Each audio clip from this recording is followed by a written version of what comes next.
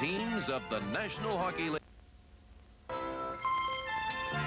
Live TV, Super Series 80. Brought to you by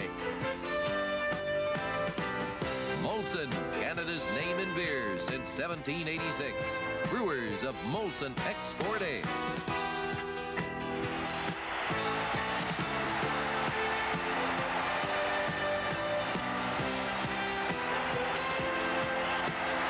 Teams of the NHL, an exhibition with the Soviet Union.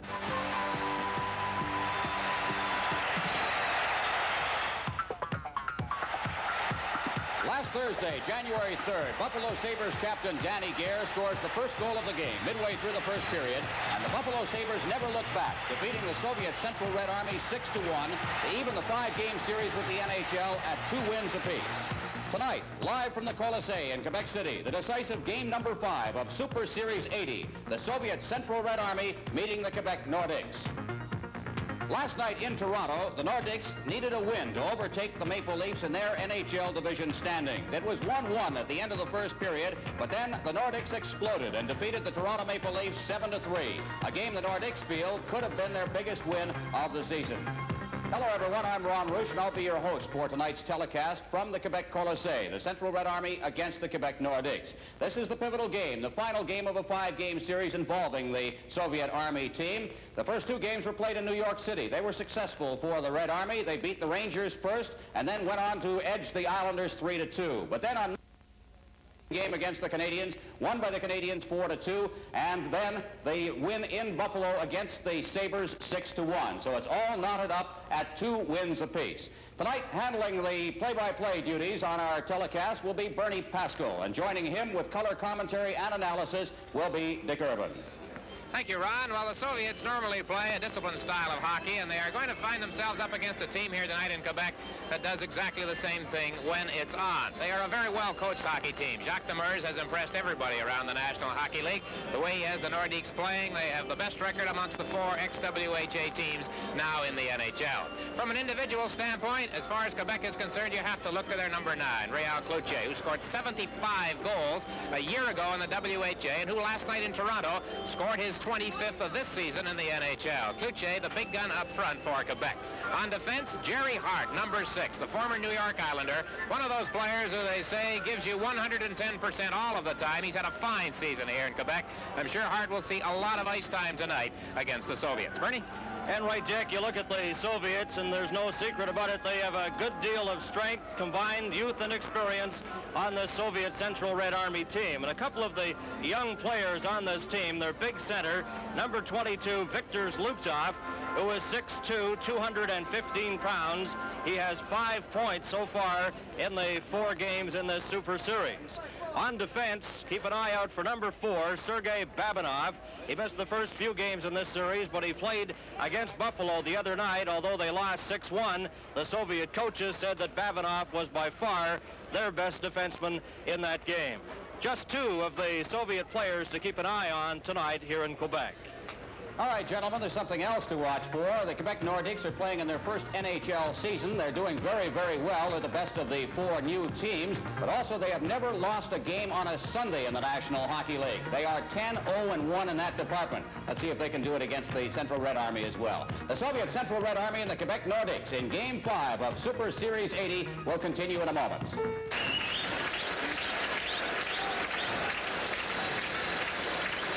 Welcome back to the Coliseum in Quebec City, and now the official opening pre-game ceremony. Il nous fait plaisir de vous présenter ce soir ce match de hockey international entre l'équipe du club central de l'armée soviétique, championne de l'Union soviétique, et l'équipe des Nordiques de Québec.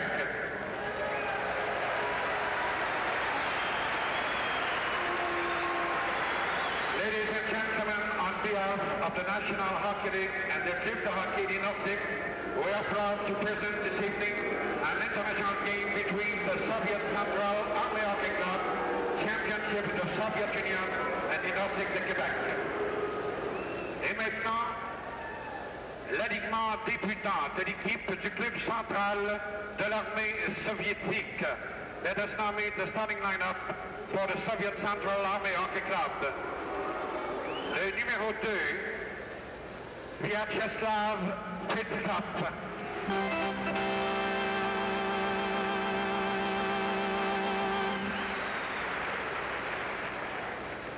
Le numéro 4, Sergei Babinov.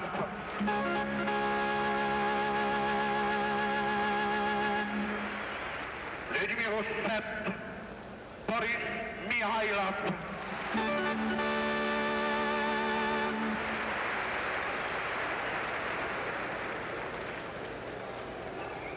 Le numéro 16, Vladimir Petrov.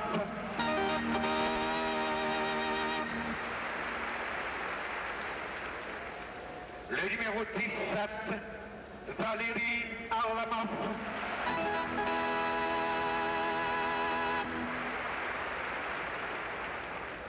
Le numéro 20, Vladislav Tretiak.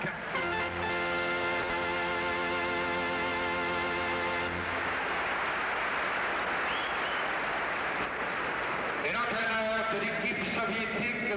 Viktor Tikhonov, et le reste de l'équipe du club central de l'armée soviétique. And the coach of the Soviet team, Mr. Viktor Tikhonov, and the rest of the Soviet Central Army Hockey Club.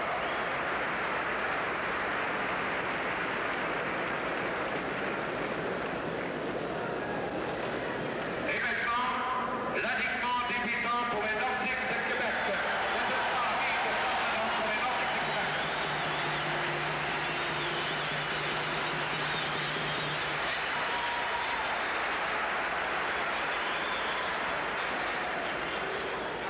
Le numéro 6, Jerry Hart.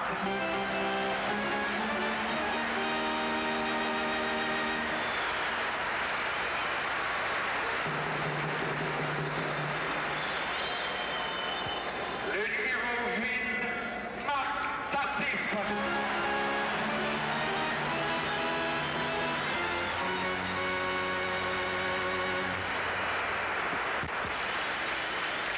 Le numéro 9, Réal Cloutier.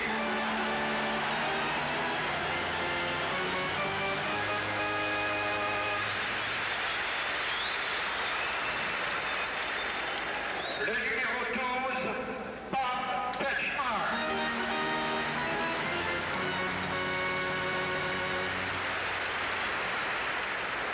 Le numéro 26, Pierre Lacroix.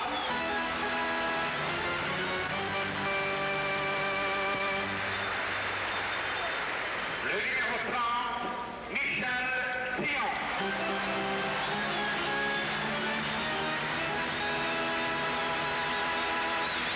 And the introduction of the starting lineup for Quebec Nordikes.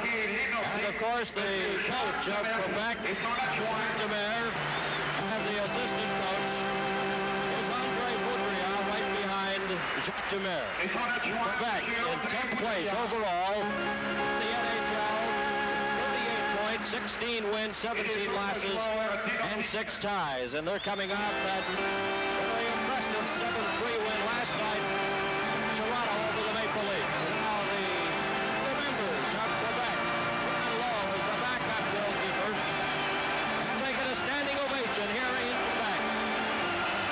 And a capacity crowd on hand. Doesn't matter where you went in Quebec City the last couple of days, everyone is talking about this game and the great play of Quebec in their first season in the National Hockey League.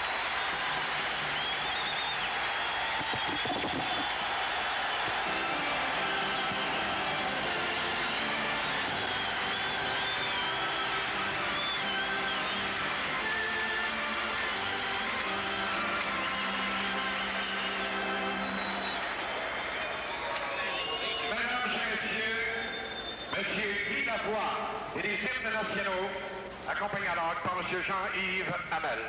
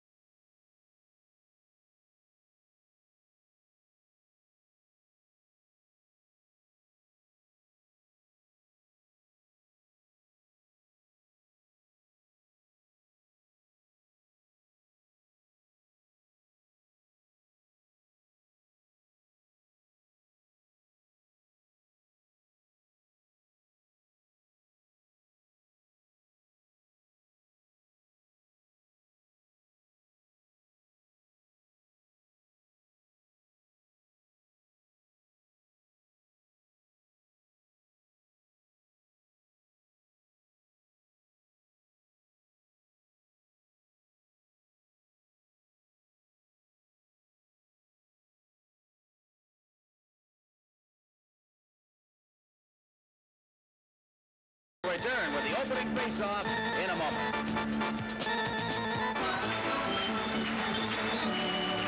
And we're back here in Quebec, and let's meet the officials for tonight's game. The referee is Brian Lewis, the linesman Ray Scapanello, and Ron Asseltine. Well, there you see the Soviets with their North American football-style huddle as they gather around Tretiak, who's in the nets. Michel Dion has had a pretty good season. He has a load, has played in 23 games for the Nordiks this year, has one shutout, made up of Montreal, traveled around the WHA, Indianapolis, Cincinnati, and then here in Quebec. So there you have the goaltenders as the starting centerman, Bob Fitchner, and number 16 for the Soviets, Vladimir Petrov, gets set at center ice. I have to wonder, Bernie, what the attitude of the Soviets. Let's face it, they have been badly beaten in their previous 2 games in this series, in Montreal last Monday night, in Buffalo on Thursday, and you just wonder what kind of an attitude they'll take into this one. Well, this is the pivotal game, as Ron mentioned at the outset, and it will be interesting, Dick, because they were really hammered by Buffalo in that last outing, 6-1. The game is underway. It's cleared into the Quebec zone. That's Jerry Hart, number 6. And we have our first whistle after just 9 seconds of play here in Quebec. Well, right off the bat, after those 9 seconds, you get Jacques Demers making a change. The youngest coach in the National Hockey League until Gary Green arrived on the scene in Washington. Demers, 35 years of age. Number 21 for Quebec, Serge Bernier takes the face-off. The puck is shot into the Quebec corner. That's Hoganson, number 33, bumped by Harlamov. In to help out is Pierre Plante, gets it around to Wally Weir. Weir tries to get it out to Bernier, now feeds a pass. It's stopped at center by Mihailov, and the Soviets come right back, but they lose it at center ice. Bringing it in for Quebec is Pierre Plante, and he was stopped. And here's Valery Harlamov going in with Mihailov and Petrov. Harlamov into the corner. Weir knocks him against the boards, and Harlamov getting up slowly in the corner as play goes right back to the other end. This is number 21, Serge Bernier, up to the Soviet line, takes it into the corner. He's bumped off the play, and the puck ahead now to Harlamov, who appears to be all right. Petrov up to the Quebec line, tried to drop it there. He was stopped.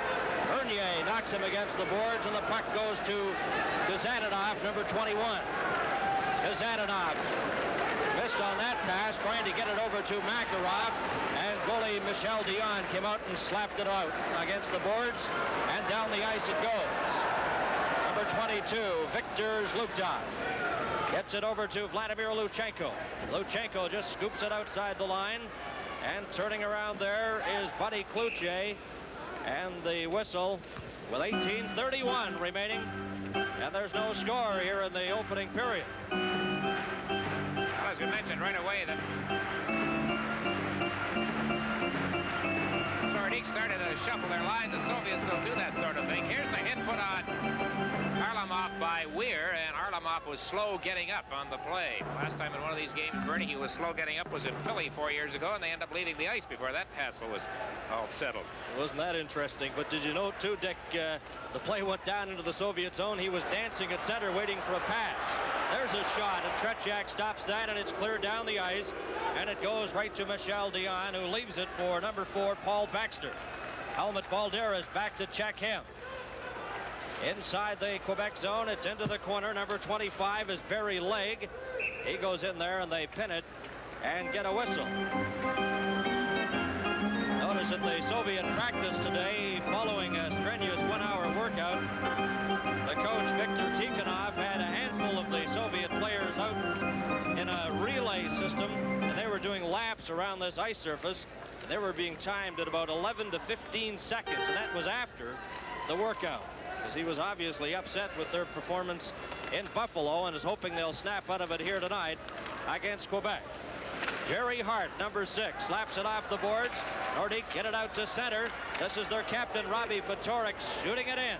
Back in after it is Starikov, and it's icing against Quebec.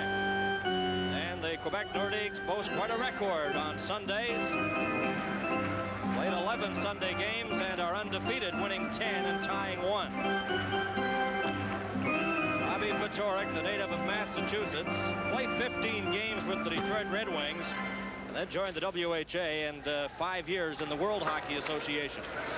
He's been quite a favorite with the fans here in Quebec. Named the Nordik's captain.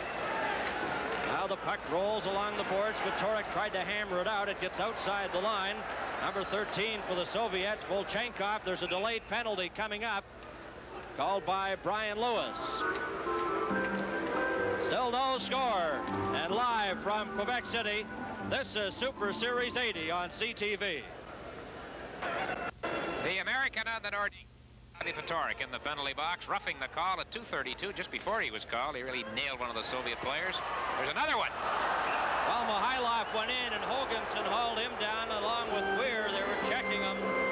So we get another Quebec penalty just 4 seconds after the minor to Robbie Fedoruk. Not much doubt about that one, Bernie. The Soviets are 0 for 14 on the power play so far in the series. They have an excellent opportunity right here as we take another look at why Dale Hoganson has joined Fedoruk in the box, just catching it as the Soviet player hits the deck. Mikhailov. So this is a testy situation for the Nordiques right off the bat. 2:36. It's Hoganson. 2 minutes for hooking at 2 minutes. So Fitchner will be out there to kill off this penalty along with Jerry Hart and Wally Weir for Quebec. Mikhailov, Petrov, and Mikhailov out there. Harlamov, the forward line for the Soviet Union. Here's Hart, backhanding it off the boards. Petrov gets it back to the line to Fedosov. Over Babinov's shot, and that was stopped by Michel Dion. Back to Babinov. Babinov getting set, lets it go. The rebound, and it's stopped by Jerry Hart, and the second shot goes wide. Babinov moves in. Quebec 2 men short. Over to Fedosov. Fedosov back to Babinov. Babinov off the board, setting up. Over to Fedosov. There's a shot, stopped by Dion. And it's cleared down the ice by Bob Fitchner. 1 minute and 18 seconds left in Fedoruk's penalty. 1:23 left in Hoganson's penalty. No score. This is Petrov at center. Coming up over the Quebec line. Fedosov at the point, gets the pass over to Babinov. Here's Babinov, number 4, setting it up. Back to Fedosov. Here's a shot, and that's stopped by Michel Dion. Cleared around the boards. Fitchner bumps with Harlamov. It's stopped at the line by Babinov. Over to Fedosov. Fedosov shot, and Dion got his toe in the way of that drive. Into the corner, Harlamov gets it back. Here's a chance for Mikhailov. Passes it over to Petrov. 41 seconds left in 1 penalty. Comes back to Fedosov. To Babinov, a shot, and that's stopped by Dion, and it's slapped down the ice by Wally Weir. And Michel Dion was spectacular, making 3 great saves on that power play. 21 seconds left in the penalty to Fedoruk. 26 seconds left in the penalty to Hoganson. Balderas passes it over to Makarov. Makarov, number 15, back to Fedosov. Over to Babinov, and that goes wide. Fedosov moves up, takes it into the corner to Makarov. Right in front, Slukov. Oh, and Dion robbed him. Fedosov is back. Fedoruk's on the ice. Oh, and Michel Dion makes another great save. And both teams are back at full strength as Quebec successfully kills off a 2-man penalty. Now, here it comes with Serge Bernier. Quebec killing off the double penalty. Right back over the line, a shot by Pierre Plante. Inside to Bernier, and it's called on the offside. And what a performance, Dick, by Michel Dion. No score with Super Series 80 pauses for a moment. Just over 4 minutes. The Soviets have had 9 shots on Michel Dion. I guess 6 or 7 of them coming on this 2-man power play. There is the super stop by Jerry Hart. It was the closest call of the bunch, and there were a lot of close calls. Still no score. What a job by Dion. Now Dion has stopped the play and has thrown his stick out. I guess he's looking for a new stick. At one point, Bernie, I thought he was injured during that sequence. They had shot the puck down the ice to relieve the pressure. He was bent over double in the goal crease, went for a little skate as if trying to shake off some kind of an injury. There was the pressure there in front of the net. He just wanted a breather and leaned on the net a while. But you're right, Dick. He was really under a great deal of pressure. Now the puck is shot into the Soviet zone. Backhanded by Kazadanov. Out to Zlukov. Leduc checks him. Number 15 for Quebec is Kurt Brackenbury trying to get it loose. Brackenbury pushes against Kazadanov, and it's Luchenko. Up to Makarov, to Balderas, back to Makarov. Off the boards, bumped there by Paul Baxter into the corner. Baxter knocks him against the boards. Here's Balderas, he can move. Gets it in front to Zlukov. Zlukov was knocked heavily to the ice by Brackenbury after he got that shot away. Balderas back to Luchenko, a shot that missed by about 10 feet. Here's Brackenbury trying to get it out for Quebec. It's at center. Brought down by Michel Goulet. Goulet getting set. Oh, and Tretiak stopped that as he went in using Leduc on the 2-on-1 break when he shot, and Tretiak made the save. Only the second shot the Nordik's have had. I think on this play, Goulet couldn't quite make up his mind whether to pass to the man to his right or let the shot go. And when he finally did shoot, Tretiak had covered the angle totally on the play, moving out just a bit. So Tretiak, who has to be under some fire in the Soviet camp after his performance in Buffalo against the Sabres. This is Kovin at center. He's being chased out of that face-off position by linesman Ray Scapanello. So number 26 will move in there, Varnikov. He had 2 goals in that game against the Rangers. That shot deflected just wide. Comes over now to Real Kluche. Has trouble with it. And he bumped with Kovin, and both went to the ice. Hoganson off the boards into the Soviet zone. Number 13 back for it, Volchenkov. And trying to keep it in there was Wally Weir, and it goes right back into the Quebec zone. Hoganson knocked against the boards. Weir goes in to help out, has the puck and just shoots it down the ice into the Soviet zone. Number 14, Starikov, touches it, and it's icing against Quebec. Well, the Soviets have an interesting schedule coming up. They leave here tonight and go right back to Montreal, and they have given the boys tomorrow to go shopping before they take off for home from Mirabel Airport tomorrow night. Was it a few years ago the Soviets went home with something like 36 dozen boxes of pantyhose? That's true. It was a big item for them. Well, they wanted to make sure they had their minds on hockey today. They didn't give them the expense money. That's right. They'll have it tomorrow. 13:42 remaining in the opening period. There's no score. The Soviets have had glorious scoring opportunities, especially when Quebec were 2 men short. But they successfully killed off the double penalties. Here comes Harlamov, rolls it in front. Mihailov couldn't get that pass. Chased into the corner by Weir. The pass comes to Fedosov. A shot, and that's stopped at a stick save by Dion, and it deflected over the top of the net. Fedosov backhands it into the corner. This is Wally Weir trying to get it out to number 8, Mark Tardif. He stopped. Harlamov lost control of the puck. Kluche behind the net to Weir. We've played 7 minutes here in the opening period, and there's still no score. Well, the line with Kluche and Tardif out there, scoring against scoring, as we look at Soviet number 7, Boris Mikhailov. He was their outstanding player last February in New York in the Challenge Cup Series. The all-time top Soviet goal scorer. Still no score. They played 6:54 here in the first period, but the Soviets had tremendous chances on that 2-man power play. It's backhanded out there by Jamie Hislop back into the Soviet zone. This is Vladimir Luchenko. Luchenko sent it around the boards. It comes to Balderas at center. Got away from him, but helping out is Makarov. Makarov tried to get a shot away, but Jerry Hart knocked him to the ice. Brought out by Fatorik. Fatorik at center. Shot it over to the far side. It's offside, as Thomas was in the blue line, over the blue line before the puck got there. Some over-anxiousness on the part of both teams. Fatorik there missing on a pass. Harlamov did the same thing just before that. Boy, we've looked at this fellow a long time, haven't we, Tretiak? And it's hard to believe, Dick, he's still only 27, but many say he's contemplating retiring. That was the word the other night in Buffalo, because I think, well, when he was beaten 6-1, maybe after the game, he was ready to go home. Both teams are at full strength. The puck cleared into the corner. This is Jerry Hart. Makarov chases him back there. Balderas slaps away at the puck, but it's brought out by Hart. Hart then decides to go back into his own zone, clears it around the boards. Thomas, number 22, got a piece of it. Now it's Makarov in the corner. Balderas right in front, a shot, and Dion stopped that. As Makarov took the puck right from the corner and in front. Here's a 2-on-1 break now. Fatorik going in. Right in front of the net, a shot, and Tretiak stopped that as they open up here and go end to end.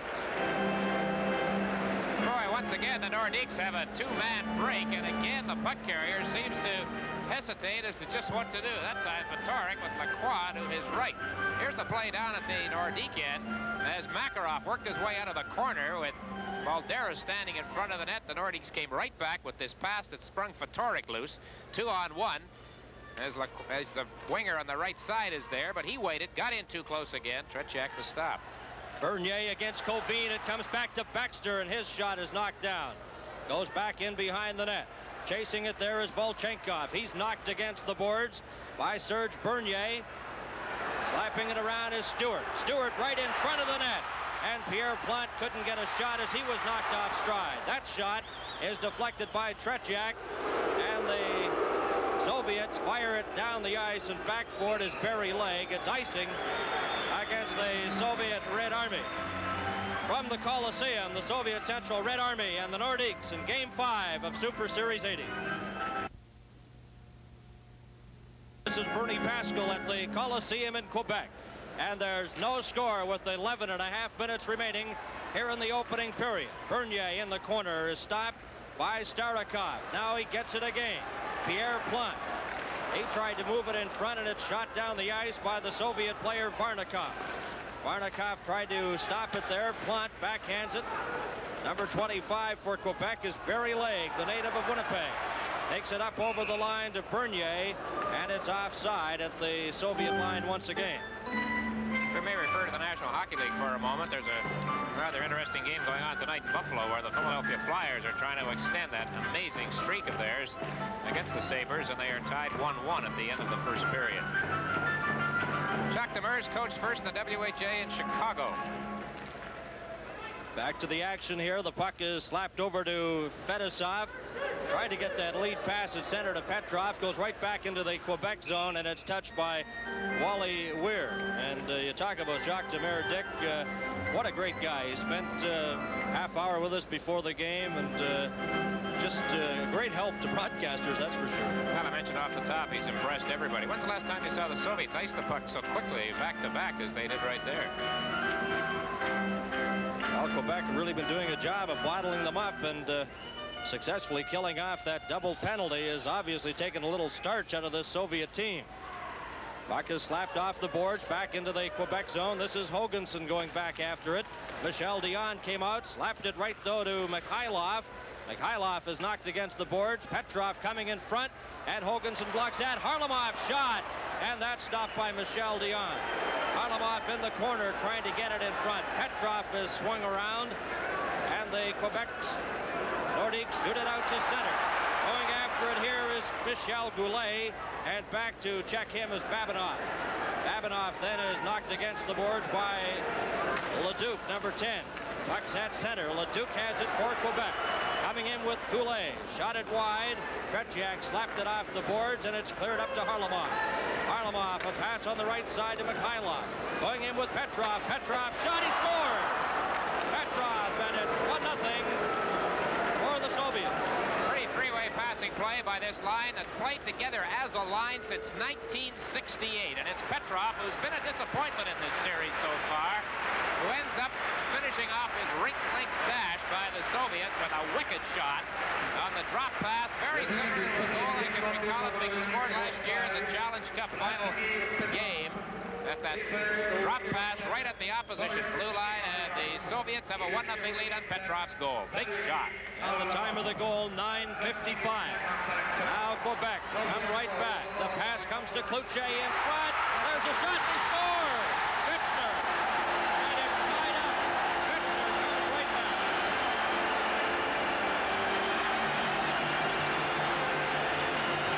Just 14 seconds after the Soviets take the lead, a big score for the Nordiques. Number 9, Real Cloutier. He comes in all alone as the Soviets get tangled up a bit in front of Tretiak. That's quite a move Cloutier makes, Bertie. He goes almost by Tretiak and then throws it upstairs. Oh, it's Fitchner, I'm sorry, Fitchner, not Cloutier.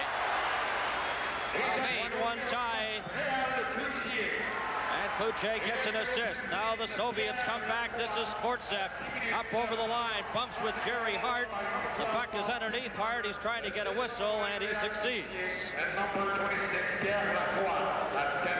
Jerry Hart, a native of Flin Flon, Manitoba. He was 32 on January 1st. And straight it was Fitchner on the setup from Cloutier right here. He was so good, I thought it was Cloutier the way he put the puck in the net. He's on a goal scorer. Look at this move.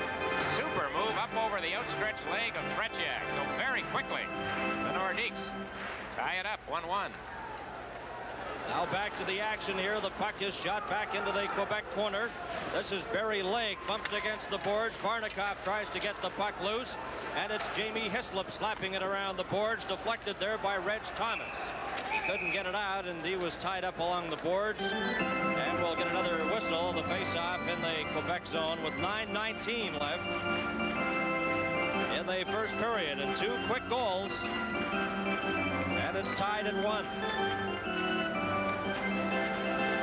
This is Kovin, number 25, at center now for the Soviets, as Varnikov and Skvortsov out there. This is the line from the Soviet wings. Central Red Army picked up an entire forward unit from the Soviet wings. The wings in 4th place in the Soviet Major League.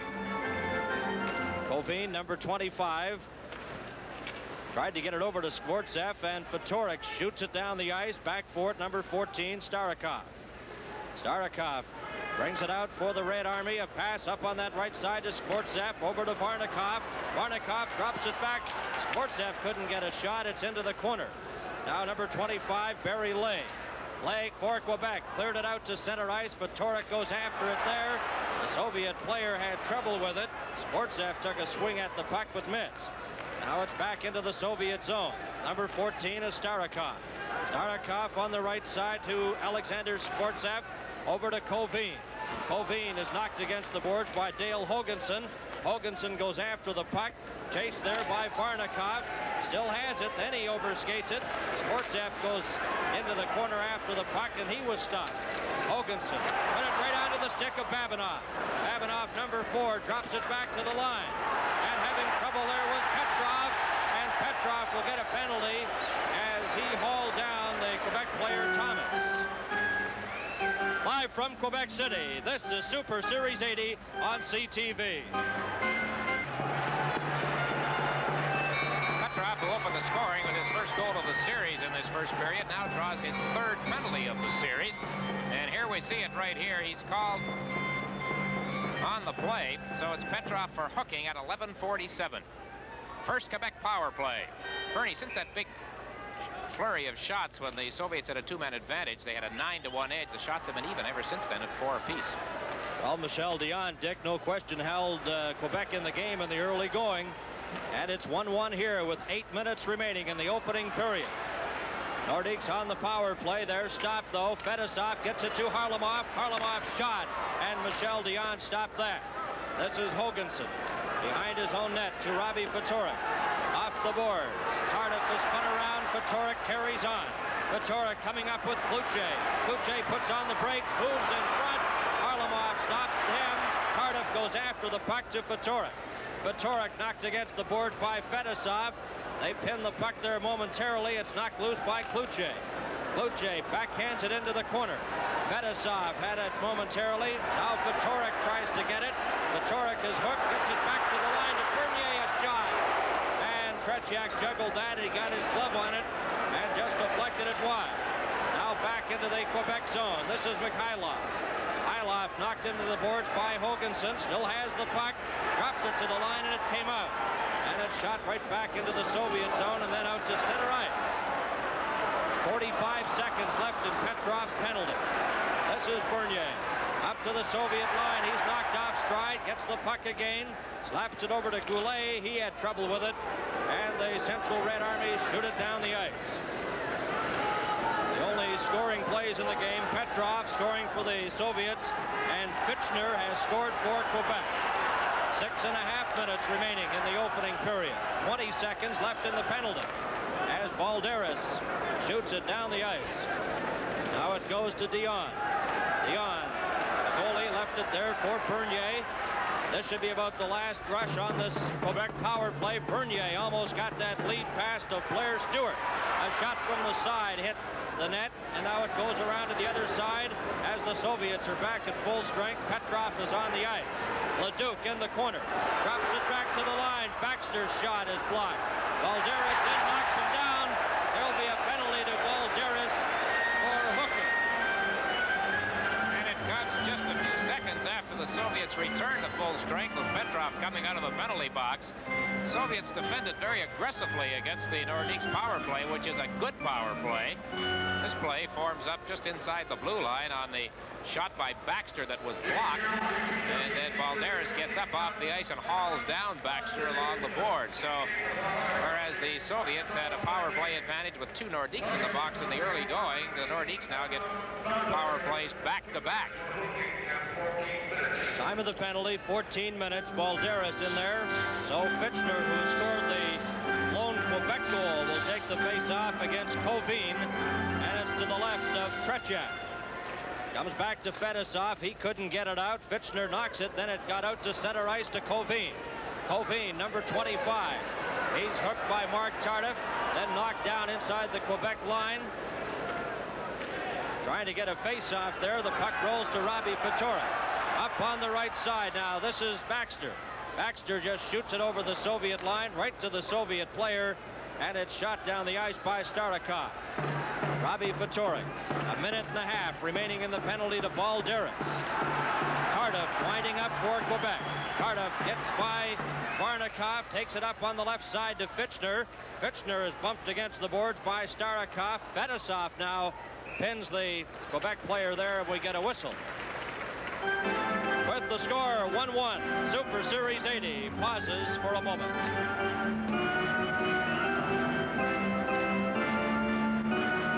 The opposing coach is Demers and Tikhonov, and the Soviet coach again has that stopwatch in his hand.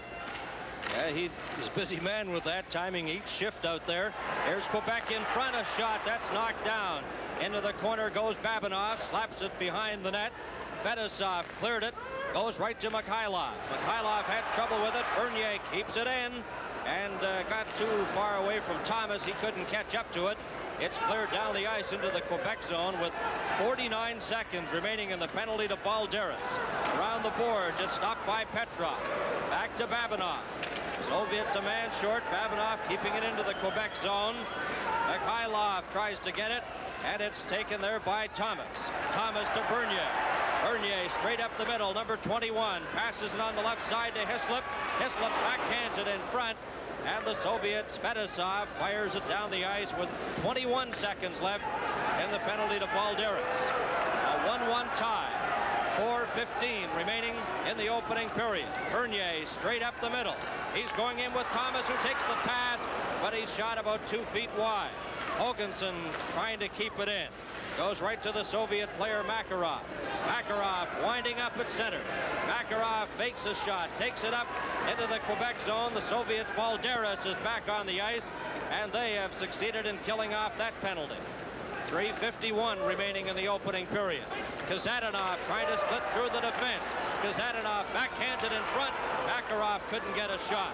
This is Balderas in the corner. Hoganson checked him. Makarov rolls it to Zlukov. He fanned on his shot, and Hislop has it for Quebec, clears it to center. Luchenko backhands it to Balderas. Here's Helmut Balderas back to Luchenko. Into his own zone to Volchenkov, and he tried to get that pass on the right side to Helmut Balderas, but that failed. Now Baxter for Quebec at center. Backhands it into the Soviet zone. Leduc going in with Luchenko. They get tied up. The puck rolls the other way. Now Leduc has it. Watched by Luchenko. Rolls it right in front. Comes back now to Barry Legg, a shot. And that's taken by Varnikov. Varnikov can't get out. Goulet knocked it away from him. Leduc from the side. Now Goulet slaps away at it. And they hold it there as Brackenbury collides with Tretiak. From the Coliseum, the Central Red Army and the Quebec Nordiques, Game 5 of Super Series 80. What do the NHL players think about these international series? A cross-section of opinion from around the league. We'll talk with Mark Tardif of the Nordicks and the young coach of this well-disciplined new NHL club. Dick and Bernie will have highlights of this first period as well. 2 minutes and 53 seconds left to be played of the opening period. A 1-1 tie. Puck comes back to Jerry Hart. His shot bounced off Sportsev, goes into the corner. Cleared around the boards by Starikov, but Cloutier keeps it in there to Tardif. Tardif pass right to Varnikov, up on the right side. This is Sportsev going in with Varnikov, and it's called on the offside, and that was a dangerous play. Kravchuk was upset here a moment ago. The whistle went, if you recall, with a big pileup right at the goalpost, but just before that, he had been after the referee. Here's Michel Dion, what a big man he was for the Quebec team in the early going, especially when the Soviets had that two-man advantage. Has a very unique goalie's mask too, Dick. He says that just protects his neck a little more. Some use the flap, but he enjoys the point on that mask. And as you say, he's certainly been playing well this season for Quebec. Tardif is bumped. The puck comes out to center. Cleared over to number 14, Starikov. Starikov was stopped there by Bob Fitchner. Puck rolls into the Soviet zone. Having trouble there is Volchenkov. But Starikov, number 14, tried to get it ahead to Kovin. Jerry Hart stopped that. It goes into the Quebec zone. Then it's backhanded out to center ice. Here comes Tardif on the left wing. Tardif gets a shot, and that whistles wide, but not by much. Varnikov gets it to Kovin. 2 minutes left in the opening period. Kovin's shot deflected in behind the net. Hart goes after it. Left the puck there for Fitchner. Fitchner coming out, up to his own line. Let the puck go ahead now to Stewart. Stewart on the right wing side, knocked off stride by Fedosov. Blair Stewart gets in there along with Cloutier, Kovin, and they hold it to get a whistle. Number 28, Blair Stewart, a veteran forward in the National Hockey League. He's played in Detroit, Washington, now here in Quebec. Get here right at the start, had a bit of a contract problem with the team. Played in 16 games and scored 6 goals. Petrov from Mikhailov and Harlamov at 9:55. Fitchner scoring from Cloutier and Lacroix, the goal scorers in the game up to this point. A little bit of a mix-up there, Fedosov and Blunt.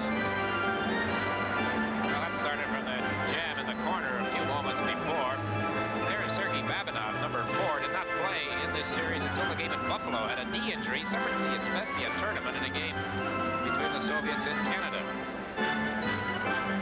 Well, this is the big line out there for the Soviets. Supposedly their big line, but Dick, as you mentioned, they have really been held off the scoreboard in this series, but they have the 1 goal so far for the Soviets in this game, and Petrov got that. Bernier's backhander knocked down by Babinov. Babinov with 1:25 left in the first period.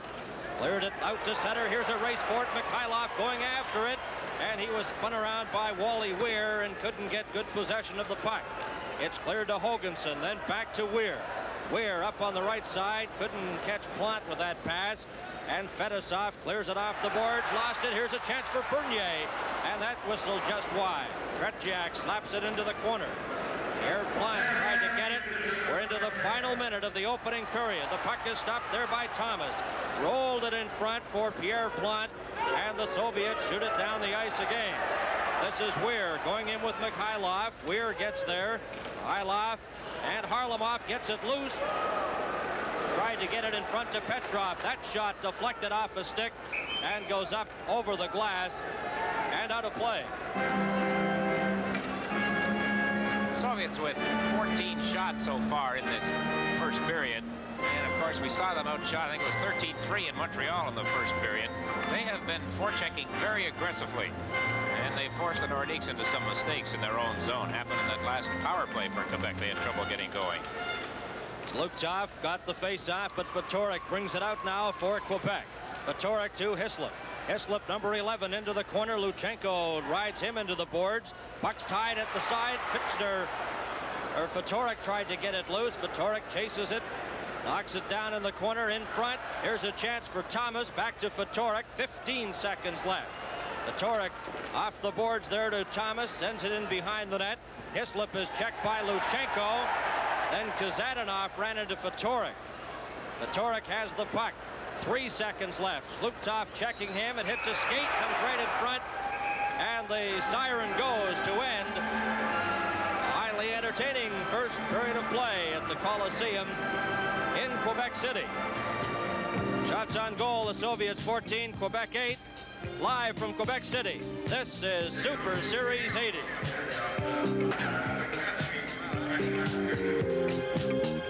Well, a highly entertaining first period of hockey. 2 goals separated by 14 seconds. Midway through the period, Petrov from Harlamov and Mihailov, that big line striking, and then Fitchner from Cloutier and Lacroix. 14-8 shots on goal favor the Army, but a fairly even second half of the period. Well, the question has to be, what do NHL players consider these series as? Do they like to play them or do they not? We had an opportunity to take a cross-section look at players in the NHL, how they feel about playing these international games against the Soviet Union. It's like a rotor, and as it's coming down the ice, there'll always be a guy in a position, but it might not be the same man. So we used to say, just keep him wide, and if a guy leaves you, just wait a second, there'll be another one along soon. But they are exceptionally fine hockey players, and they key for certain series. And like somebody said, if you've ever watched them when in between series is when they're not sharp. They flounder around like a bunch of animals, and I said, but I've never seen them that way. They've just been very fine-tuned hockey club whenever I've watched them or played against them. Our style is more like we will settle for a defensive hockey game. You know, we say if we're playing the Canucks, they'll say, well, let's bear down all night, let's check the D-on line, and then we'll win 2-0, you know. But their style is they like to control the puck. They like to have the puck, and that's the name of the game, as far as I'm concerned. They play wide open, and they move the puck extremely well. They use everybody on the ice there, everybody, even including their goalie. So it's, to me, it's a completely different style. Everything. They just do everything so doggone well, and I think they forced us to change our game.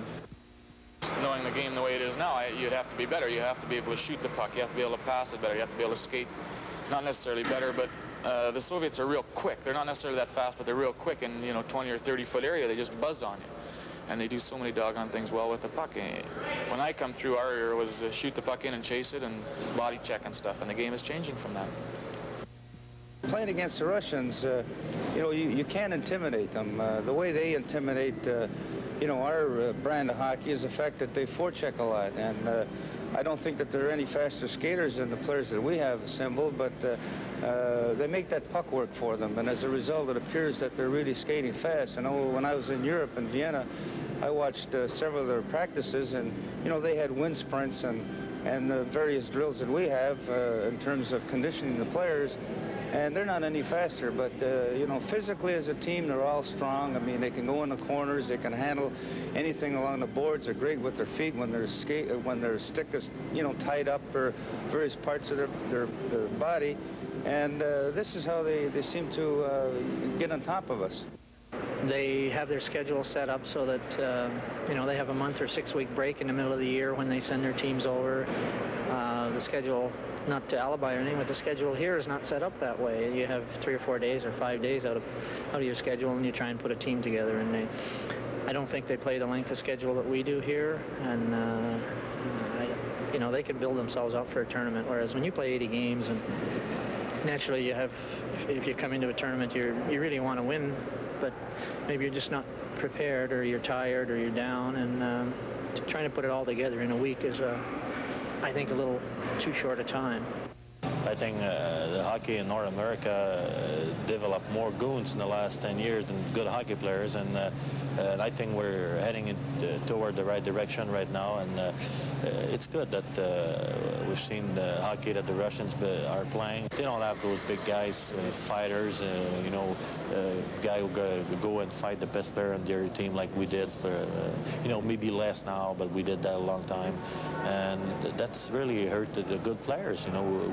A lot of good players didn't make the NHL because of that in the past. You're really the underdog, really. The Russians, the Soviets, let's face it, they come over here, they'll play a month before they even play us, and they're practicing Christmas Day, and they'll come out and try and do it to us, but I imagine we'll rise to the occasion. You get involved, and again, it's a matter of pride, and you work for your country. It's entertaining hockey because it's played with the basics of the game in mind, with the skating and the passing and the positioning and the shooting, and I really think that that's the kind of hockey that people really like to see, and it brings out the best in teams that play against them. Sometimes it brings out the worst too. There were a lot of familiar faces you saw there, and here's another familiar face back in the National Hockey League. Welcome back, Mark Tardif. And first of all, I guess some comments on the first period. It was a good one, I think, for the Nordicks, considering the way it started. Well, with the 2 penalties that we had, you know, and we killed them, I think that was the turning point on the first period. And I think we had a good system of play before the game, and I think everybody gave 100% from the start. And we're going to have to give the 100% for 2 more periods because, you know, everybody knows that they are in super shape, that even in the third period, you know, they play the same way in the first. So with the 2 games they played that we saw in Montreal and Buffalo, I think we've got a good chance to win tonight. I look back 3 years ago, 1977, in early January, when you played the Soviet national team, caught them in the final game of countrywide tour and beat them 6-1. You were in that game, scored a goal. Yeah, that was a big game here, I think, all over Canada, because you know, in that time it was a World Hockey Association theme, and you know, nobody expected us to win, and we won 6-1, and Kurt Breckenberry was the player of the game, that game, and you know, it was a big thing in Quebec, so I was very glad about it. Do you like playing them? You know, I think with the long season that we got, you know, when you get a game like tonight, we played last night in Toronto, got back here at 2:30 in the morning, you know, play tonight. And it's more than a hockey game, I think, you know. Everybody's got their personal feelings involved in the game, starting from the fans to the players. So it's kind of tough, you know, to play a game against the Soviets after you play 80 games plus the regular season, plus the exhibition season, and you know, the playoffs. So you got a great ovation right off the top. That sometimes helps too. Yeah, I think the people, you know, were really up for the game tonight, like the players, and it's a good thing for us because we're going to need it tonight. Keep up the good work. Thank you very much. Mark Tardif. Our first intermission in Game 5 of Super Series 80 will continue in a moment.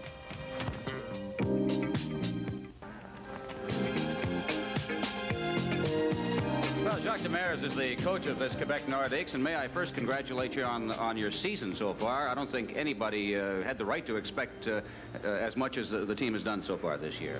Well, thank you very much, sir. I think that everybody at the beginning of the year said, well, if the Nordics would win 15 games, 220 games in their first year in the NHL, it would have been mission accomplished. But right now, we've won 16, and we play Wednesday night against Edmonton, a team we just beat 2-1 in Edmonton, and it will be a 500 for the first 40 games. So the players have given me a lot of joy for my first year as coach in the NHL, and I must say that it's fun to work. You know, we're going out there, Ron, we're having a good time. No, exactly, and I think the fans have been just reacting tremendously to what's happened here in Quebec City. Yes, they've been behind us tremendously. You know, they said, well, go out in the first 3 or 4 years, get the team ready, and maybe 4 or 5 years from now, you'll be able to have a very good hockey club, because we have a lot of good youngsters.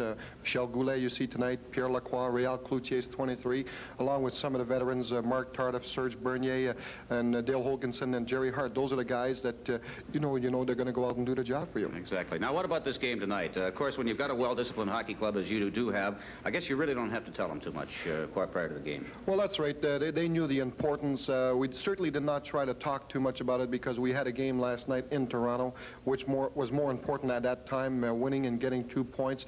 We did win it 7-3, and the guys know tonight that's the NHL, the pride, the country, everything's involved. The Russians are skating well. I thought Michel Dion did a tremendous job in the first 3 or 4 minutes of that power play. They had 5-on-3, and if your goaltender is going to make the key saves, you're going to be able to win some games, and that's what's been happening so far this year. You've also got, I think when we saw your roster and so on going into the season, we thought perhaps you'd be a little short on defense, but you've got pretty good defensive play. Yes, Ron. As of tonight in the NHL, we're 8 goal goals against. So everybody said, well, the Nordics will be weak on defense. We put in a system. Everybody believes the system. And when you got 19 guys pulling together and wanting to work for one cause to try to win as many games as you can, that's why the success has been early to come.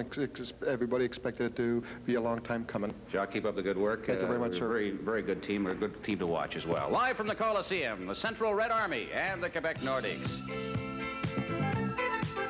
It's a 1-1 tie. Bernie Pascal with Dick Irvin. Dick, we made the comment about the great goaltending of Michel Dion, especially during that Soviet power play, but Jerry Hart also made quite a save for a defenseman. Well, that was the big flurry for the Soviets to begin with. After that, it was a fairly even period. In fact, through the last 15 minutes, the Nordiques outshot them 7-5. Here's the player talking about Bernie. It came, as Jacques Demers was pointing out, when the Soviets had that 5-on-3 two-man advantage power play. Dion was just great, made several super saves. On this one, the net wide open, and look at Jerry Hart slide right in front of the Soviet backhand, and he saved a goal on that one for the Nordiques. The big line of the Soviets has been much discussed in this series in a negative sort of way for a change. They had not scored. Petrov hadn't scored, certainly. This is the first goal of the game, and it's almost a typical Soviet play, something we didn't see them do too often in the televised games. It's an up-the-ice play, 1, 2, 3, and Petrov with a big slapper. I don't think you'd have seen the slap shot like that about 10 years ago. You remember they didn't used to do it, used to frown on it.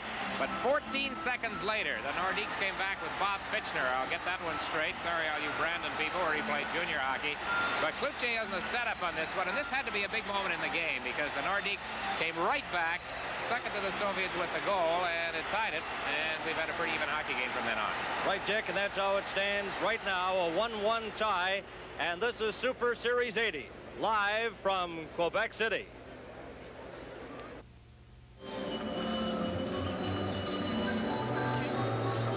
The officials have made their appearance on the ice, just awaiting the arrival of the two teams to start the second period of play.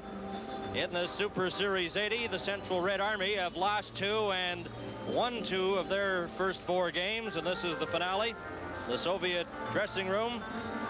And we're just waiting for the Soviets to make a move to come out onto the ice. Petrov from Mihailoff and Harlamov at 9:55, and Fitchner from Kluche and Lacroix at 10:09, the only 2 goals of the game. Well, Bernie, it would have been interesting to have a camera in that Soviet room prior to the game. I sneaked a look as I walked by on my way upstairs. It was about, I guess about 10 minutes prior to them coming out for the warm-up. It looked like a gymnastics class in there. I don't know what they were all doing, nothing organized, but so many of the players were bending, stretching, jumping. I guess they have their routines that they follow. Of course, the Soviets will be back in this general area in really less than a month's time. They're coming back to North America to begin their intensive training for the Winter Olympics in Lake Placid around the 1st of the month, and it's going to be very interesting to see the makeup of their national team for the Olympics. A lot of speculation that some of the old guard might not be with them when they come back, based perhaps on their performance here in this series to date. We talked about the big line, the Petrov line, one that's been together now for almost 12 full seasons, not producing in this particular series the way it has in past confrontations with National Hockey League teams. And of course, the Winter Olympics from Lake Placid and those very interesting hockey games with the Canadian team in there now will be carried right here on CTV. The Nordiques coming back onto the ice. You look at the shots on goal, it's kind of interesting. The Soviets had 14 of them, 8 of them from the blue line from the defensemen, Fedosov and Babinov, and of course that was the result of all of that pressure they had while they had a 2-man advantage for almost 2 minutes, 1:56, and they were really firing those big shots from the blue line. And again, I say it's interesting to see the Soviets in that slap shot routine, when that was something they decried when they first started to play seriously against North American opposition. But here they come, and what a job they have done for hockey. Let's face it, we've seen them on television in this series defeat the Rangers in New York, lose decisively both times to the Canadians and the Sabres. But, you know, Bertie, here in this building, the atmosphere, it's something that you just don't get through the regular season. I don't know, I still found it hard to believe what it was like in the Montreal Forum on New Year's Eve. Just tremendous.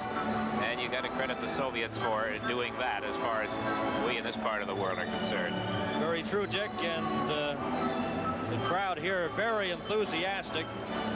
And it's just a super hockey town, and quite a rivalry they're developing with the Montreal Canadiens.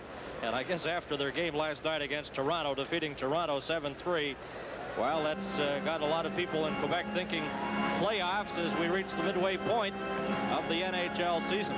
Well, you talk about atmosphere. I was here when the Nordik's played and defeated the Canadiens. That was back in late October, and that was a night when there wasn't an inch of space. This game is not a sellout totally, rather interestingly enough, but that was just great. They are only 4 points behind the Canadiens right now in the overall National Hockey League standings. Well, the second period is about ready to get underway now. Fitchner, number 12, is out there at center for Quebec.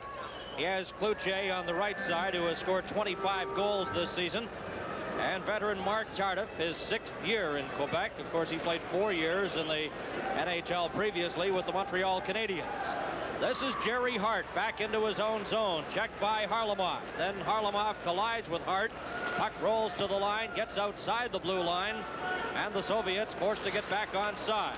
Fetisov cleared it ahead to Mikhailov to Petrov. Petrov in the corner, fired that right through the crease.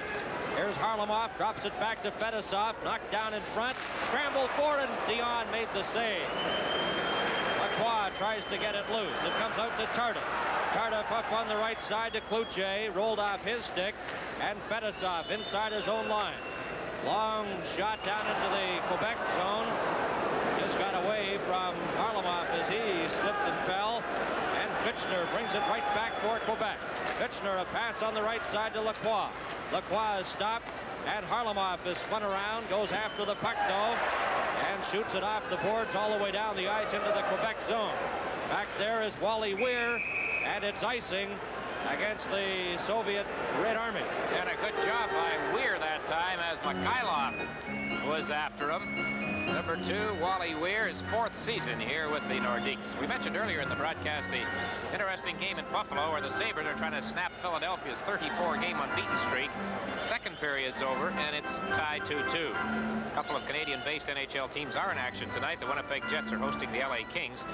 Bernie, your Vancouver Canucks are in Chicago, scoreless near the end of the first period. That'll be a real big game for them as they continue to battle for top spot in the Smythe division. Puck is in the Soviet zone. We've played 1 minute and 10 seconds in the second period, a 1-1 tie. Luchenko gets it right in front, rolls off Makarov's stick. That shot then goes wide of Soviet netminder Trechev. Into the corner, Stewart. Stewart trying to get it in front. Makarov checked him, and this is Victor Zlukov. Big 6'2" center off the boards, gets it to center ice. Hoganson backhands it there. It goes to Bernier. Bernier dropped it back to Hoganson. Hoganson over to Bernier. Bernier up to the Soviet line, off to Stewart, and his shot just goes wide and comes all the way back into the Quebec zone with Hoganson and Balderas going in after it. And Balderas certainly has a great deal of speed. Almost beat Hoganson that time.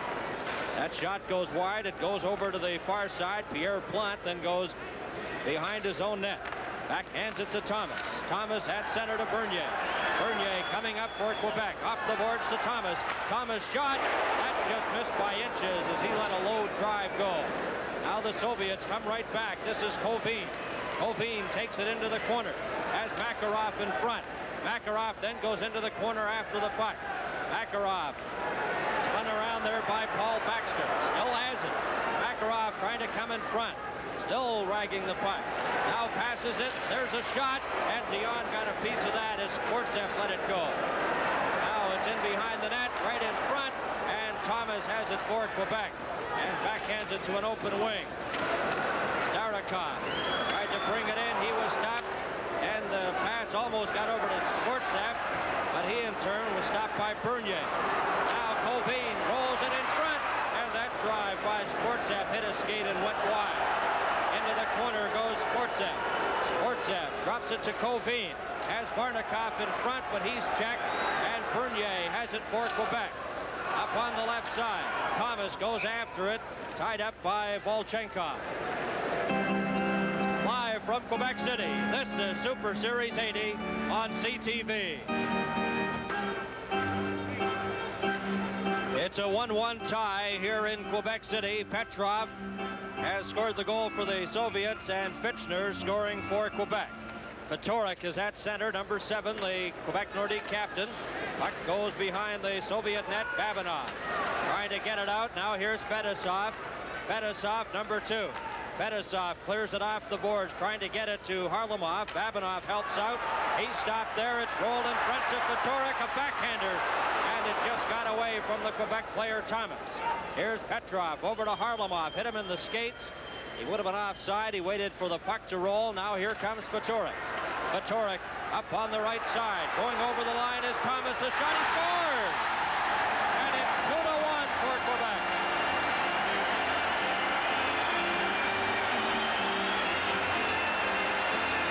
Nordic's take a 2-1 lead on a goal by number 22, Reggie Thomas, recently acquired from the Toronto Maple Leafs. The Soviet defenseman on the left side committed himself and allowed the play to form up down the right wing. There you see it. He's got all kinds of room with only Babinov back. Faked the pass and caught Tretiak on the short side, Bernie. Tretiak leaned a bit as Thomas looked as though he might pass the puck to his left. Instead of that, he let it go. And the Nordiques, who were bottled up to him fairly well here for quite a while in the early going the second period, have scored and lead 2-1. And the time of the goal, 3 minutes and 45 seconds. Here goes Balderas. Balderas into the Quebec corner. Number 19 stops, knocked down. There will be a penalty as Balderas was stopped and flattened by Hoganson. Live from Quebec City, Super Series 80 on CTV.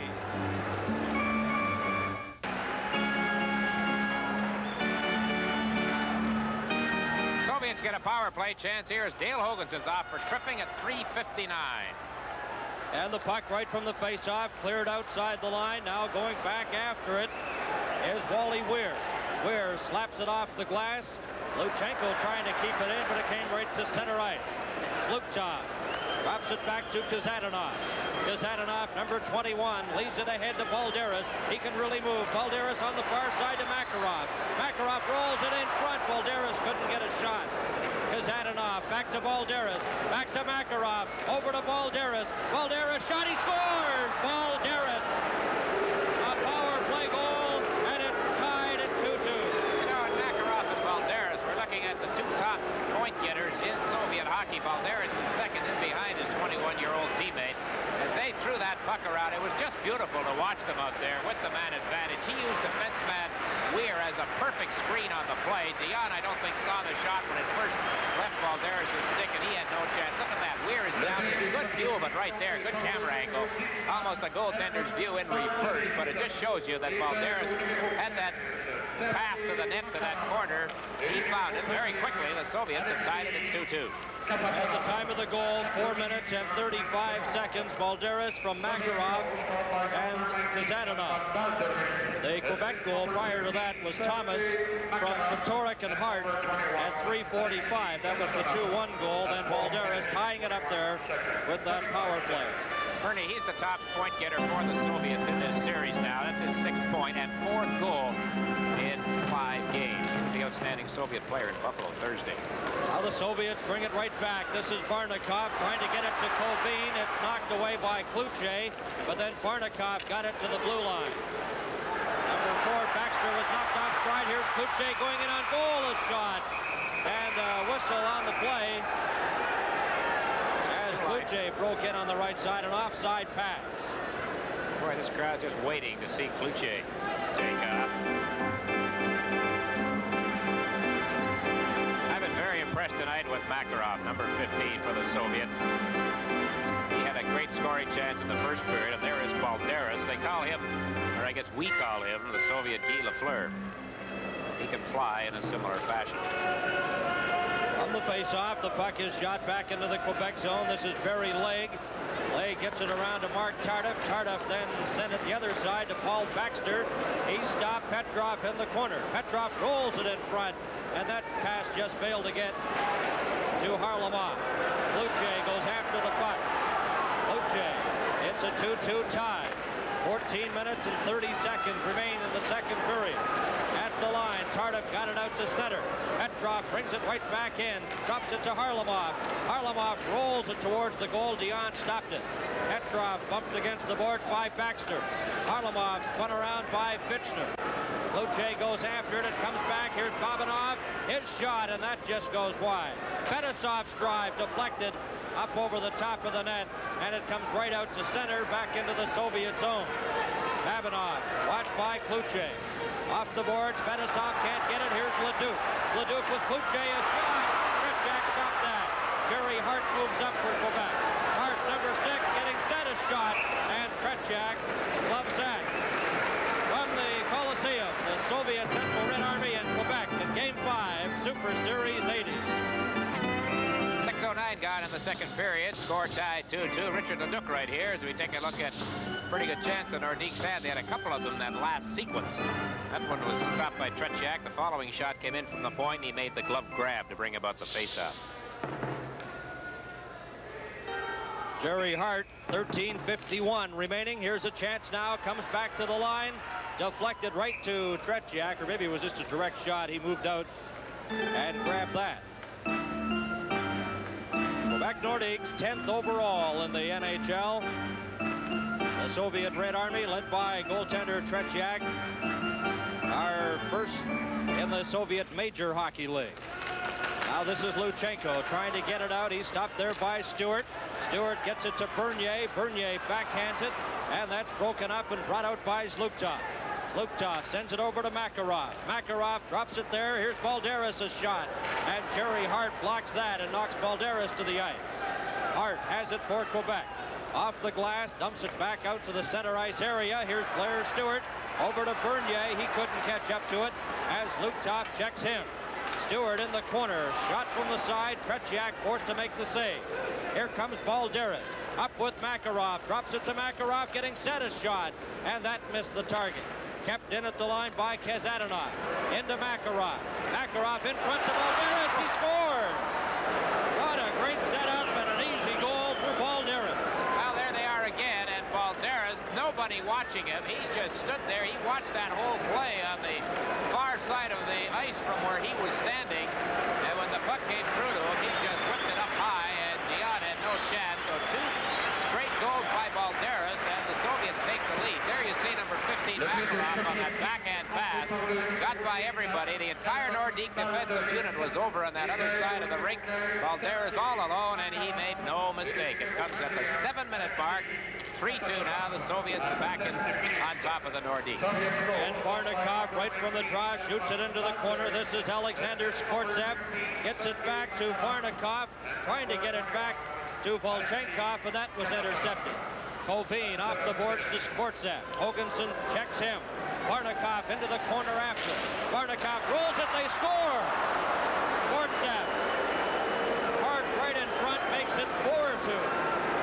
That's their 5th shot of the period, and they have scored on 3 of them. The Soviets are getting a lot of opportunity right here to freewheel. The Nordiques are unable to keep them bottled up in their own end of the rink the way they were at Montreal and Buffalo, and when you allow them to skate the way they've been able to here in this second period, you are burned more often than enough. This line of the Soviet Wings team has played very well here tonight, and they have now come up with 3 straight goals, the Soviets have, and it's 4-2. Puck is cleared down the ice. Babanov, number 4, going back forward for the Soviets. Watched by Robbie Fatorik.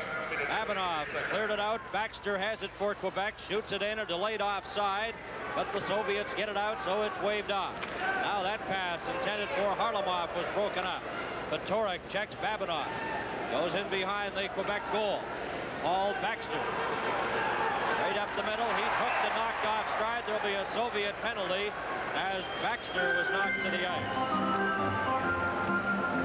Live from Quebec City, this is Super Series 80 on CTV.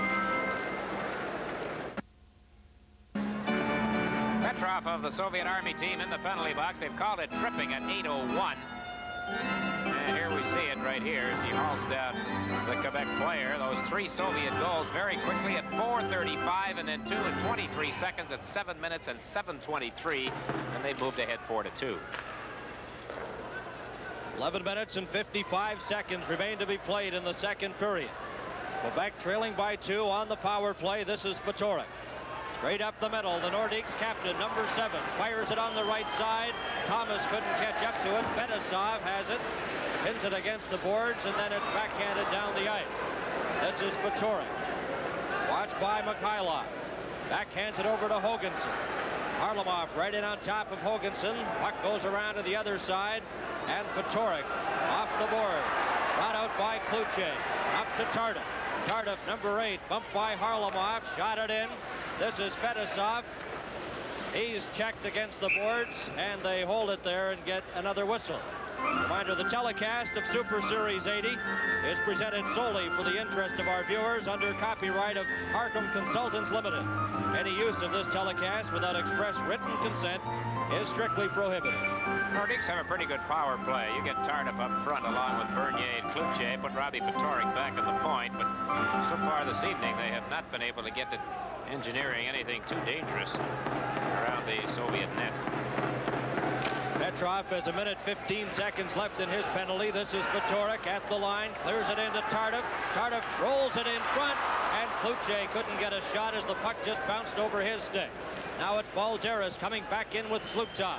Balderas, look at the moves he makes. Got it to Zluktov, and they shoot it right back into their own zone. Luchenko behind the net to Kazanov. He was stopped. Now Quebec get it back. This is Fatorik. Took the pass from Bernier. Fires it into the corner. Kluche goes after it. Kluche to Tardif. Tardif bumped against the boards by Kazanov. Now Kluche goes in after it. Kluche for Quebec. Back to Fatorik. His shot. That goes wide. Helmut Balderas off the boards and down the ice with 30 seconds remaining in the penalty to Petrov. 4-2 for the Soviets. Now here comes Fatorik. Fatorik up with Hislop and Fitchner. Fitchner goes in. Kazanov bumped with the Quebec player. Comes to Fatorik. Fatorik fakes a shot. Gets set. Rolls it in front. And Balderas breaks that up. Trying to get it to Kovin. It would have been a breakaway, but he failed. Here's Kluche. A shot. Tretiak stops that. Now Balderas has it for the Soviets as Petrov is back on the ice and the Central Red Army at full strength.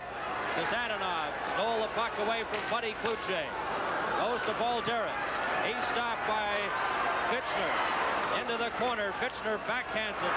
And Balderas is there to intercept for the Soviets, but he couldn't get it out. Fitchner then gets the puck to Kluche. Kluche is stopped by Luchenko. It comes in front. And the Soviets finally clear it down the ice. That is Kovin. 9.5 minutes remaining in the second period. It's 4-2 for the Soviets. Now brought in by Lacroix. Trying to get it in front, and it was knocked off his stick. Sportsev just let it go. Hart for Quebec. Pass intended for Leduc. Intercepted by Kovin. And then Hart slapped it down the ice into the Soviet zone. And this is Sergei Starikov. Starikov to Skvortsev. Skvortsev dropped it back into his own zone. It comes to Varnikov. Varnikov, a delayed penalty coming up to Quebec. Here's Skvortsev. Tretiak's out of the net on the delayed call. And as it's touched by Goulet, the penalty is called by referee Brian Lewis.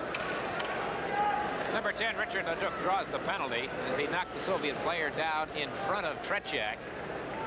So the Soviets, who have come up with those 3 straight goals, now get the power play chance.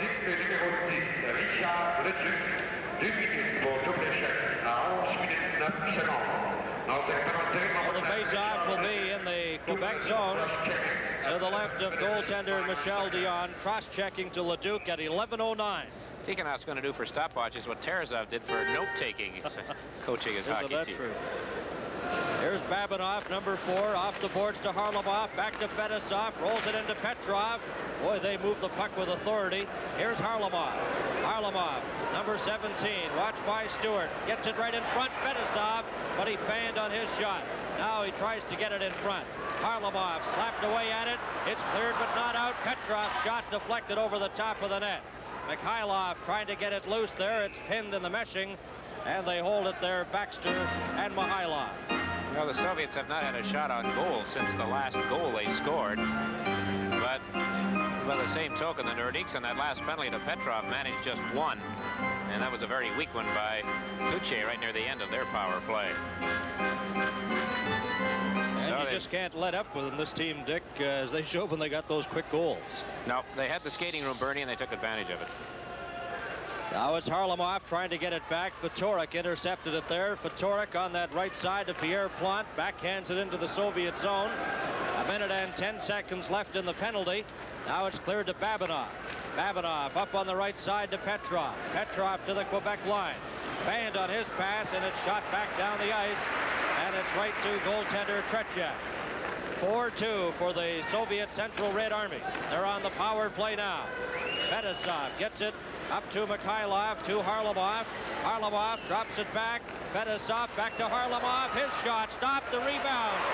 And it's cleared into the corner as Michel Dion made a big save there. Soviets still have possession. This is Babinov. Gets it over to Mikhailov. Mikhailov rolls it, hit the side of the net. And Pierre Plante slaps it down the ice. 38 seconds left in the penalty to Leduc. 7 minutes and 28 seconds left. The puck is stolen. There's a shot. Tretiak grabbed that, and what an opportunity for Jamie Hislop. Well, Fedosov just handed him the puck right in front of the net. Tretiak very alertly making the stop. 31 seconds left in this Soviet power play. The first goal Balderas scored in this period, the one tying the game 2-2, came on a power play. Their first power play goal of the series, their 16th power play opportunity. Here we see on Fedosov, intercepted it in close, but Tretiak makes the stop. 25 seconds left in the penalty. Now here comes Makarov ahead to Balderas. Balderas going in right in front. He couldn't get a shot as Jerry Hart knocked him off stride. Hart in the corner for Quebec. Now 12 seconds left in the penalty. This is Balderas in the corner. Back to Makarov. Makarov, number 15, setting up. Drops it back to Kazadanov. A shot, and Dion stops that, and Hart has it for Quebec. As Leduc is back on the ice, Nordiques are at full strength. This is Thomas going in, and he was knocked off stride by Kazadanov. Makarov on the right side brings it back for the Soviets. Makarov, number 15, looking for Balderas. Drops it back, and it came outside the line. 6.5 minutes remaining in the second period. It's 4-2 for the Soviets. Here's Balderas going in, a shot, and that was deflected by defenseman Hart. Hislop tries to get it out. It stopped at the line there by Starikov, and then his shot in turn was blocked by Jamie Hislop. Brought in by Covine on the offside. With the score, the Soviets 4, Quebec 2. Super Series 80 pauses for a moment. Nordik's in a bit of a downer right here, Bernie. They're not checking well at all. I noticed Hislop was very tired. Obviously was going to need help. Went to the bench. Nobody jumped on. They played a few seconds a man short. They're just not with it right here. A little depressing the way the Soviets jumped in the lead, and they have the puck now back in the Quebec zone. As Quebec appeared to be right back into the game, but the Soviets with those quick goals leading 4-2. Now it's Skvortsov in the corner. He was stopped by Leg, and the puck goes around to Fitchner. Fitchner dropped it back to Paul Baxter. Baxter bringing it up for the Nordiques. Passed it right on the left side to Alexander Skvortsov. Now Leg gives it to Kluche. He's bumped by Varnikov, who brings it back now for the Soviets. Varnikov got to the Quebec line, and it was called on the delayed offside.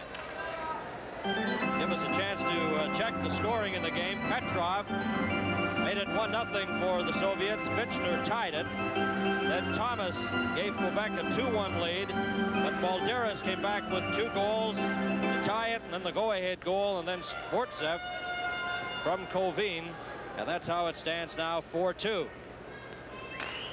Petrov against Serge Bernier for the face-off. It's cleared to an open wing. This is Babinov. Babinov, number 4. Into Fedosov. Fedosov, who is sporting a really nasty cut on his left eye as a result of an injury picked up in the game against Montreal. The Soviet Army team arrived for this series with 14 men on the roster from the Challenge Cup team, which played against the NHL All-Stars last February. It's the so-called Soviet club team, and they were allowed to add 3 players from one of the other Soviet teams, and they picked this line. And the line from the wings has played very well. There we have our Soviet counterpart, I believe. That's Eugenie Maidorov, and what a great player he was back in the 60s. And he's broadcasting the game back to the Soviet Union. There's a shot. Cleared into the corner, Valerie Harlamoff. Harlamoff to Petrov. Petrov at center. Coming up with Mikhailov. Rolls it in front. Mikhailov, a shot. And Michel Dion got his white pad in the way of that try. Back come the Quebec Nordiques. Bernier shoots it into the corner. Babinoff after him. Bernier slaps it back to Weir. Weir's shot deflected, and that goes wide. Chasing it there is Fetisov. He dumped it out to center. Mikhailov lost it to Weir. Here comes Weir, back for Quebec, in with Tardif, rolls it in front, and Babinoff breaks that up. Bernier keeps it in. Bernier into the corner to Cloutier. Cloutier in front to Tardif, but it got away from him. And it's cleared right back to center. Harlamoff trying to get by Weir. Weir's lost his stick. Going in with Petrov, and that puck hit the defenseman Hoganson and went wide. Bernier cleared it right to Fetisov. Harlamoff has it now for the Soviets with 4 minutes and 15 seconds left in the second period. Weir at his own line to Hoganson. Watched by Zluktov. Hoganson at center ice. Got it on the right wing side for Brackenbury. He couldn't knock the puck down. And it's cleared out now to Lacroix. Pierre Lacroix back to Hart. At center to Leduc. They're calling it on the offside pass. Hart from Leduc. From the Coliseum, Central Red Army and Quebec Nordiques, Super Series 80. Second intermission, we'll be speaking with Nordic's captain and former WHA MVP Robbie Fatorik, and the leader on defense for this Nordic team, Jerry Hart. Assistant coach Andre Boudria will be with us. We'll have highlights of the Edmonton Oilers Moscow Dynamo game 2 nights ago. And of course, Dick and Bernie will have highlights and analysis of this, the second period. Okay, Ron, 3:57 left in the second period. It's 4-2 for the Soviets. This is Jerry Hart, number 6, bringing it out for Quebec. Over to Leduc. Leduc stepped aside Zluktov, gives it to Goulet. Racing up to keep it in is Lacroix's shot, and Tretiak covers up in front, and they start to mix it up a little. Brackenbury and Zluktov. This is going on here at the Colisée in Quebec City. The Flyers are flying again, apparently, with 4 minutes to go in Buffalo. Philadelphia has taken a 4-2 lead over the Sabres. They are that close to running that amazing unbeaten streak of theirs to 35. Ready now, Colvin against Leduc for this face-off. To the left of goaltender Tretiak. Puck is dropped, it's back, and a shot deflected off a skate and goes wide. Sportsev. He was knocked against the boards. The puck rolls loose. Leduc goes after it. A good job by Goulet, though. Determination paying off, but he lost it at the last moment as he tried to clear it in front. Now it's around to Volchenkov. Slapped out by Varnikov to center. Quebec over to Hart. Hart bumped against the boards by Sportsev. It's out at center ice.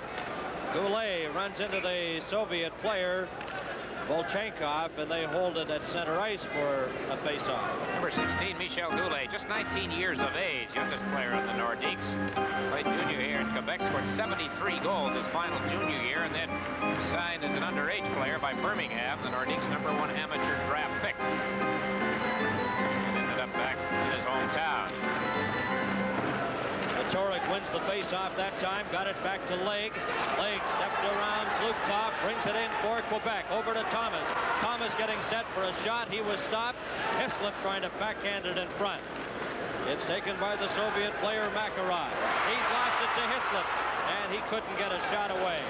Makarov kicking at the puck. It goes into the corner. Reg Thomas kicked it over to Hislop. Now Zluktov slaps it in behind his own net. Legge moves up for Quebec. Goes to Fatorik, a shot. And that goes wide. This is Baxter. His drive is intercepted by Luchenko. Luchenko up on the right side to Makarov. Makarov failed on that pass to Zluktov, and it rolls over to Baxter. At center for Thomas. Thomas coming in with Fatorik, a shot.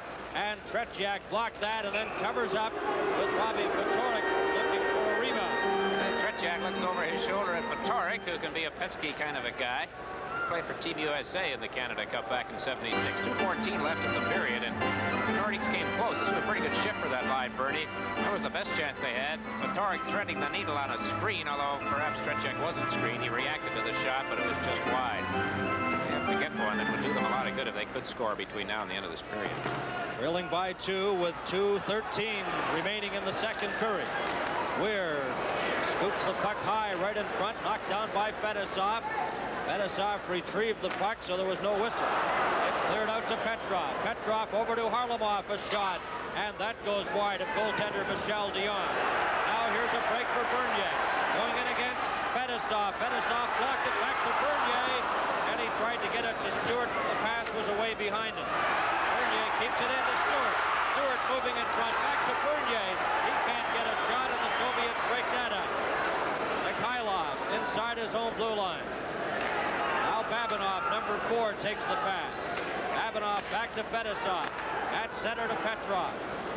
Veteran center sends it back in. Now it's Harlamov, number 17. Harlamov bringing it up to the Quebec line.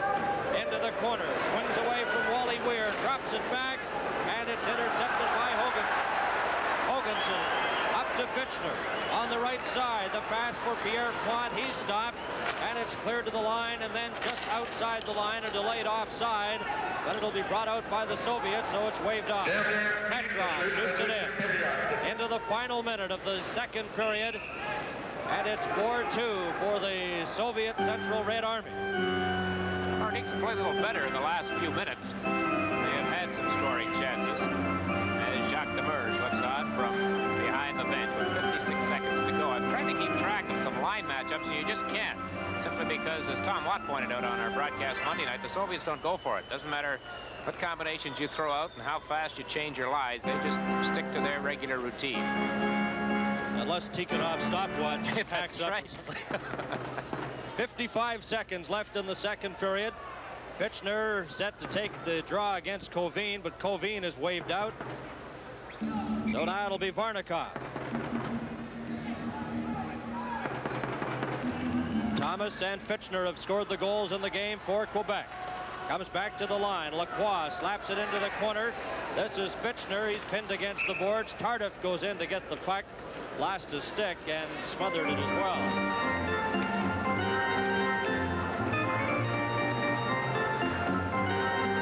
Well, there's Mark Tardif. You met him in the first intermission with Ron Roosh, and Ron will talk with Jerry Hart and Robbie Fatorik of the Nordicks when our second intermission begins. Puck is slapped in front. Here's Tardif. He couldn't get a shot away. The puck rolls to Cloutier. Cloutier against the boards. 4-2 for the Soviets. It goes back in behind the net, taken there by Starikov. Up to his own blue line. Then he lost it. And it's Jerry Hart with 30 seconds remaining in the second period. Hart inside his own line. Got the puck away from Sportset. Now it's a head pass to Tardif.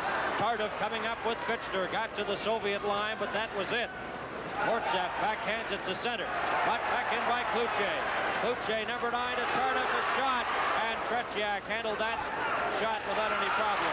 In front, it's cleared.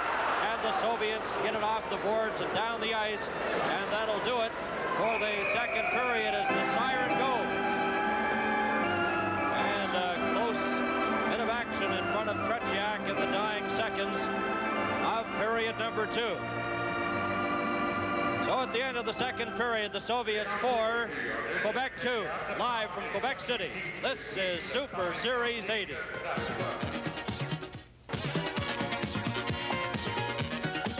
Well, the Soviets lead this hockey game by a score of 4-2 after 2 periods. Helmut Balderas got 2 goals in that second period. Sportsov, the other one, 2 goals separated by 23 seconds. The third and fourth goals for the Soviets. We've got with us right now the team captain of the Quebec Nordics, and I guess the anchor of their defense, Jerry Hart as well. Robbie Fatorik with us. Gentlemen, first of all, about the game, the way it's gone so far.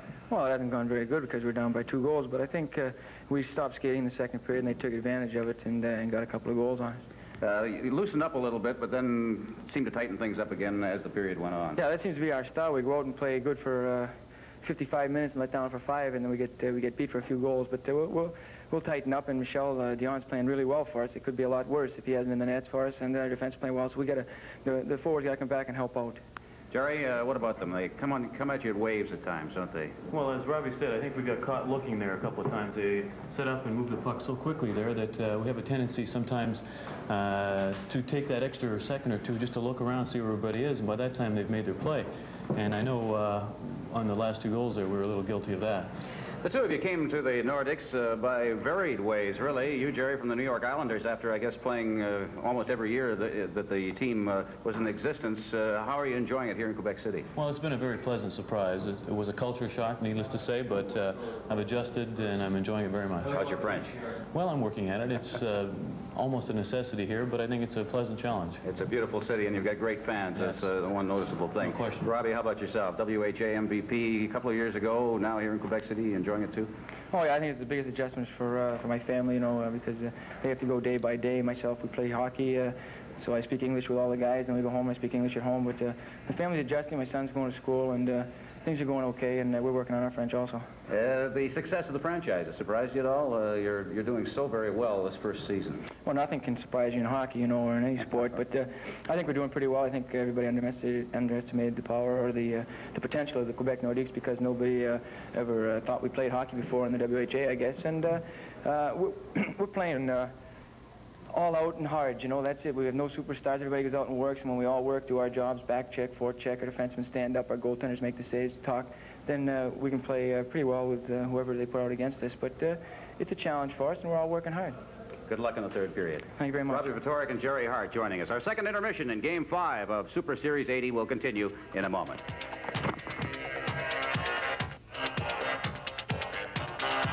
Well, two of the top teams from the Soviet Union, their top national league, are here. As a matter of fact, the #1 and #2 team in the league, the Soviet Central Red Army's lost only 2 of 25 games so far this year. Second, but just 4 points behind them in the standings, Moscow Dynamo, and in third place is Moscow Spartak, the 3 Soviet teams on top right now. Moscow Dynamos played night before last in Edmonton. We'll get the full story on the win for the Dynamos. They're second now as we switch to Edmonton, and here with the report, Al McCann. Vladimir Semenyov got the Moscow Dynamo on the scoreboard with this power play goal against Oiler netminder Eddie Mio in the first period. Ron Chipperfield's errant pass led to an unassisted goal by Golikov, and the touring Soviets had a 2-0 margin after 2 in a listless game played before a sellout throng at the Coliseum. The only Oiler bright spot came with 5 minutes left when teenage sensation Wayne Gretzky drilled a bullet by Vladimir Mishkin. However, the comeback was short-lived. The Dynamo hit for 2 quick goals a minute later. Veteran Alexander Maltsev beat Mio, followed in 19 seconds by a counter from Vladimir Lavrentiev, and Dynamo had their second straight win over NHL opposition, which has to make our Canadian Olympic team look good. Soviet official Andrei Sakharov called 3 penalties, all against the Oilers. Al McCann reporting from Edmonton. Well, Andre Boudria has joined us. He's an assistant coach now with the Quebec Nordiques. Andre, the Soviets in that second period, they kind of came in waves at them again. Well, I guess the Soviet, maybe they read my quote yesterday. So I said that they didn't play in Buffalo the way they can play, and they're coming out the way I seen them play in the World Championship and Challenge Cup last year. Tell us, you played against these Soviet teams a number of times, mostly I guess against their national team. That's right, Ron. Izvestia tournament, and they're nice to watch. Tonight again, Balleris is one of the nicest player to see on ice, and he's putting a show on, and hopefully we can contain him in the third period. Well, they say most of the goals, I think almost 7/8 of their goals have come in the second period of games, so to get out of it just being down 2 perhaps is a good omen. You got that first goal of the period. Well, I guess, and we're have a record this year of having bad second period, so maybe in the third we can bounce back and get the next one and be in the game till the end. Any game plan at all going into this one? Were there any special things that Coach Damaris and yourself had to say to the team? Well, we tried to, we didn't have much chance to prepare. We tried to, on the forechecking, we tried to nullify their defensemen, and again, most of their goals came in and scramble around the net, and good effort from their wingers, and you have to be alert at all time when you play the Russians. Their constant movement on the ice, and we see them at their best tonight.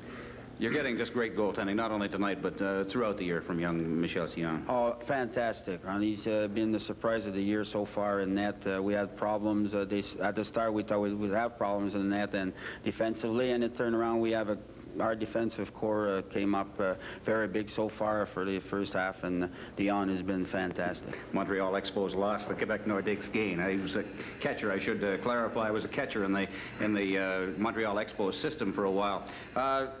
Looking ahead now, first of all, this whole weekend is a little tough. Difficult to get prepared for this one after what was really a big game for you last night in Toronto. Toronto, definitely a big game. We came out there and we knew there was some problems, and we contained them again. Ronnie Lowe was superb in our net last night for the first period. He kept us in the game, and then we got a couple of goals on penalties, and we ran away with it. Andre, best of luck. Anything you're going to go back into that room and tell the boys before they go out for the third period, anything you really need to tell them? Well, I think that we got to get out of our zone a little better, and we might make a few adjustments that way. Come out good in the next period, and good luck the rest of the year. You're having a great year. Thank you. Congratulations to Andre Boudria is an assistant coach with the Quebec Nordiques. Live from the Coliseum, the Quebec Nordiques and the Soviet Central Red Army. Bertie Pascal and Dick Irvin back here at the Coliseum in Quebec. And Dick, one has to be impressed with the play of the Soviet Central Red Army tonight. They have been criticized in the series up to this point for perhaps not skating as we've seen them skate in the past. But you look out there and see that youngster Makarov and Balderas, they're just dancing on the ice, and they're fully deserving of a 4-2 lead at this point. I've been so impressed with Makarov. Bernie, they're skating, but perhaps in the previous 2 games that there was so much pressure on, so much interest about, they didn't get the chance to skate, and the Nordiques are giving them that chance. There was a period during the second that the Nordiques really sagged. I noticed a couple of rushes that the Soviets made up the ice, and back up the ice, the Nordiques, nobody seemed in any kind of a hurry to get back and do any back checking on the play. I don't know if they're tired. They did play last night in Toronto. They were disappointed, no doubt, after getting the lead and then losing it so quickly when the game seemed to turn around. However, as you say, it gave us a chance to see the Soviets at their best. I thought the Nordiques came back a little bit in the last 3 or 4 minutes. I don't know. They couldn't get that third goal, although they came very close to it. But you're right. This is the kind of a hockey game I think the Soviets have been waiting for. It's given them, the Balderases of the Soviet team, a chance to, as you say, put on quite a show. And that's exactly what they're doing. Well, as you say, Quebec jumped into that 2-1 lead. They came right back and tied it. So when we look at the start of the third period, Quebec's going to have to get a goal awfully early to make this game competitive from this point on. Well, they're going to have to go on the offense, and there were a couple of times in that period when we saw that old Soviet trick of throwing the puck up the middle, especially the Petrov line. Arlamov was in the center ice zone. It worked twice right in a row, so you can't give them those chances. We have some scoring highlights from the second period. And there was a very critical time in the second period, I felt, right after the Nordiques goal, which gave them the 2-1 lead. It was a nice goal by Reg Thomas, who caught one of the Soviet defensemen up the ice. Petrov tried to act as a defenseman on the play as he came back, but Thomas made a good move as he had some room on the right side, and he beat Tretiak, and that gave the Nordiques a 2-1 lead, and this place went wild. But right after that, Dale Hoganson drew a penalty. Now, we mentioned at the top of the show how the Soviets had not had a power play goal to this point through 14 chances, make it 15 with the 2-man advantage in the first period, but they cashed in here on chance number 16. Balderas getting the goal, Makarov on the assist. It came just 50 seconds after that goal by Thomas, and we had a good camera angle of it with Balderas. So that made it 2-2 very quickly. And as I say, that's a very critical time in the period when the Soviets were allowed to come right back and score on the power play. And then we had Balderas again, Makarov once more assisting on the play. And the Soviets had the room. They were moving in. The backhand pass came across in front of everybody. Look at Balderas all by himself. The Nordiques had all moved to the other side of the rink, and there was Balderas all by himself. 23 seconds later, the Soviets got another goal, and that's the way it stands now, 4-2. They gave the Nordiques the edge in shots on goal, 9-8. That statistic doesn't bother the Soviets at all, really. But I think that was a misconception because, Bernie, you and I felt that the majority of that second period was played in the Quebec zone. The Nordiques didn't have the zip that they had in the opening period, I felt, and the Soviets took full advantage of it. I'm sure, too, Dick, is probably a factor. They did play last night in a tough game against Toronto, but I think they're too good of a hockey team to let up against the Soviets. There's a lot of pride at stake, and playing at home before a capacity crowd, I'm sure they'll come out flying in the third period. Well, as I mentioned, they had a pretty good last 2 or 3 minutes. One thing I've noticed here, there was another stretch in that second period when the Soviets really forechecked them. They had them backed up. The Soviets were hustling, staying on top of the Nordikс, had them confused to a great degree. And the Soviets have been off since Thursday, even though, as you say, they had a practice this morning that would make grown men cry, maybe. But that's the way they operate. And let's face it, the Soviets have made this hockey game tonight, and the White Sweaters have put on a pretty good show. Okay, Dick, and the teams will be out shortly for the start of the third period here in Quebec. And the score is the Soviet Central Red Army 4 and Quebec 2. This is Super Series 80, live from Quebec City. And the Soviets have made their appearance on the ice for the start of the third period. Scoring in the game for the Soviets, Balderas has 2, Sportsev and Petrov the others. Fitchner and Thomas have scored the goals in the game for Quebec. And Dick, it's not often that you see the Soviets in their white uniforms, although they used them against Buffalo the other night. They prefer to go with their red sweaters. Well, in the NHL, the home team normally wears the white uniform. Interestingly, in Montreal on New Year's Eve, I forget if we pointed out on the show, but the Soviets skated out. They had red sweaters, but they had white stockings. And, you know, when you stop and think about it, some people were mentioning how, first of all, the linesman, one of the referees said to me, you know, they watch the legs a lot, calling offsides, close ones. Suddenly they see white stockings. Which set of white stockings is it? You know, the home team or the visiting team? And likewise for the Canadians or whoever they happen to be playing against in a case like that. You look up quickly, you see a guy with white legs skating away from you. Maybe he's a teammate. You never know with the Soviets what kind of things that they'll pull. And that was a rather unusual uniform setup, to be sure. There's Tretiak getting set. The UCKA on their sweaters stands for the Central Soviet Club Army. This is the first place team in the Soviet Major League. Michel Dion, who has been outstanding in goal for Quebec Nordikс. He's all set, as is the referee Brian Lewis. And the third period is underway. Harlamov drops it back to Babinov. Babinov fires it right into the Quebec zone. Harlamov moving up after it. And Cloutier has the puck.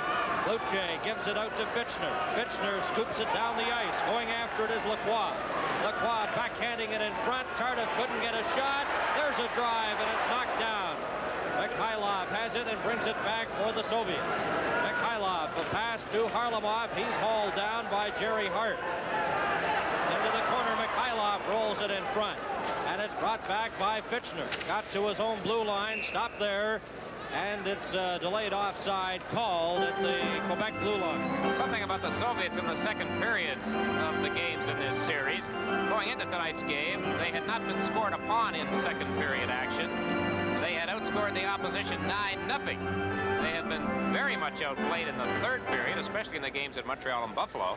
Well, here in the second period tonight, they scored 3 of their 4 goals. The Nordikс got 1. Puck is taken by Fatorik, slaps it off the boards. Here's Thomas going in on left wing, trying to get it in front. And Luchenko slid out and blocked that passing attempt. Hislop knocks it down in front. Cleared out to the Soviet lines. Zluktov to Kazadanov, over to Balderas, back to Zluktov. Zluktov had trouble with it. Makarov moved in, keeps it into the Quebec zone. This is Balderas. Backhands it to Makarov. Makarov moving in front. Dion stopped that. And Zluktov goes after the loose puck. Back to Luchenko. Luchenko clears it off the boards, back into the Quebec corner. Balderas goes in after it. Helmut Balderas, pumped by Fatorik and knocked down. Zluktov to Makarov, and Fatorik broke that up. It's slapped out on the right side. This is Jamie Hislop to Fatorik, a shot! And Tretiak got a piece of that and deflected it up over the glass. Well, the Nordikс came out of their own zone in good fashion that time, and Robbie Fatorik, he didn't have that hesitancy about him on that break that we saw the Nordiks display earlier in the game when they had these 2-on-1s. And this time, Fatorik made up his mind, wound up and let it go, and Tretiak got a piece of it as he get way out of his crease on the play. And the puck deflected up into the crowd. Now it's Kovin at center against Bernier. Soviet player Volchenkov went after it, but was knocked away from him. Here comes Kovin. Just missed a check there from leg. It goes into the Quebec zone. Back after it is Paul Baxter. Baxter slipped and fell. It rolls in front. Covine got a piece of it. Now the puck goes loose, slapped around the boards to Pierre Plante. Plante, bump, get the puck out to Baxter, who just fires it to center ice.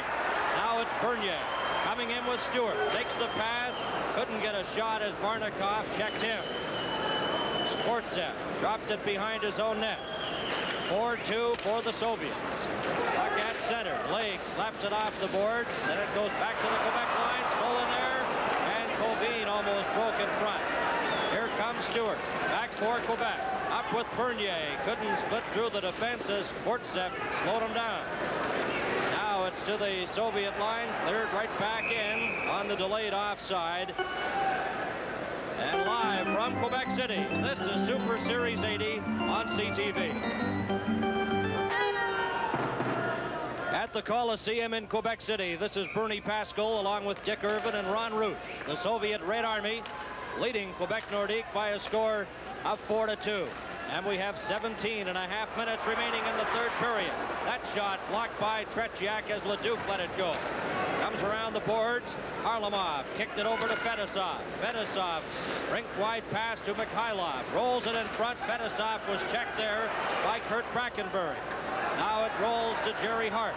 Hart to Brackenbury. It got away from him. Harlamov brings it back in. Going in with Mikhailov. A shot deflected off a skate and goes into the corner.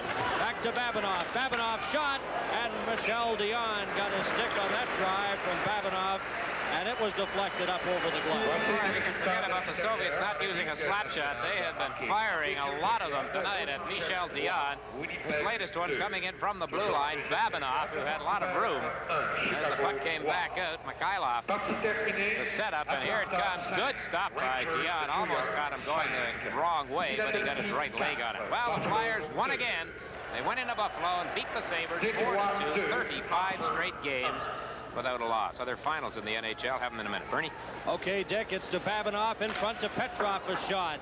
And that was deflected, hit the glass. Cloutier, number 9 for Quebec. Cloutier right in front of his own goal.